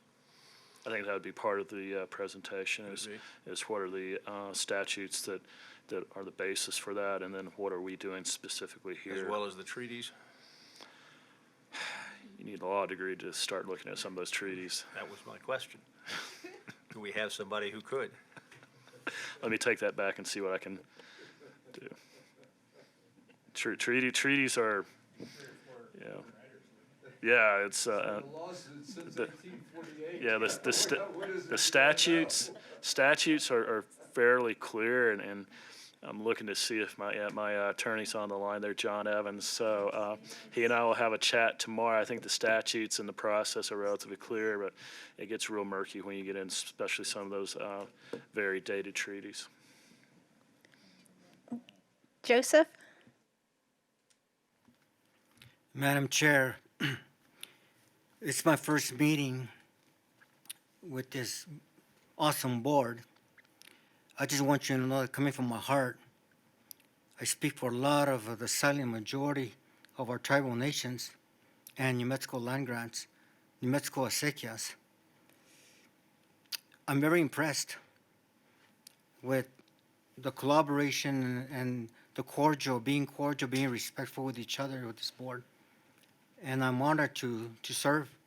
And when it comes down to doing tribal nations, I can tell you, as an emergency manager of my tribe, I wasn't born yesterday. I know exactly what's going on with the issue of emergency management, core capabilities, specialized training. And I appreciate this board for giving me the opportunity to serve. Muchas gracias. Thank you. Thank you, Joseph, for that. And with that, I want to say thank you to everybody who made it out and everybody who participated online. This has been a very engageful meeting, and I'm very excited for what we have in the future and all the input that we have moving forward. I think this is exactly what the board is for, and thank you for your comments. And also Denise and Bridget for putting this together. I can't stress that enough. And also Lee for being here and providing the guidance that we need to move forward and to make the changes into our community and also to represent our communities. And with that, I turn the time back over to Lee. Thank you. Just like Manison and Bridget and I always work these meetings, it's like a very strange wedding. You're 20 minutes behind, 10 minutes early, and somehow we manage to land right on 5 o'clock every time. It's somebody's looking out for us for sure. So with that, and being respectful of your time and the time you volunteered today, I respectfully close this meeting. Thank you, folks. So you put a chaplain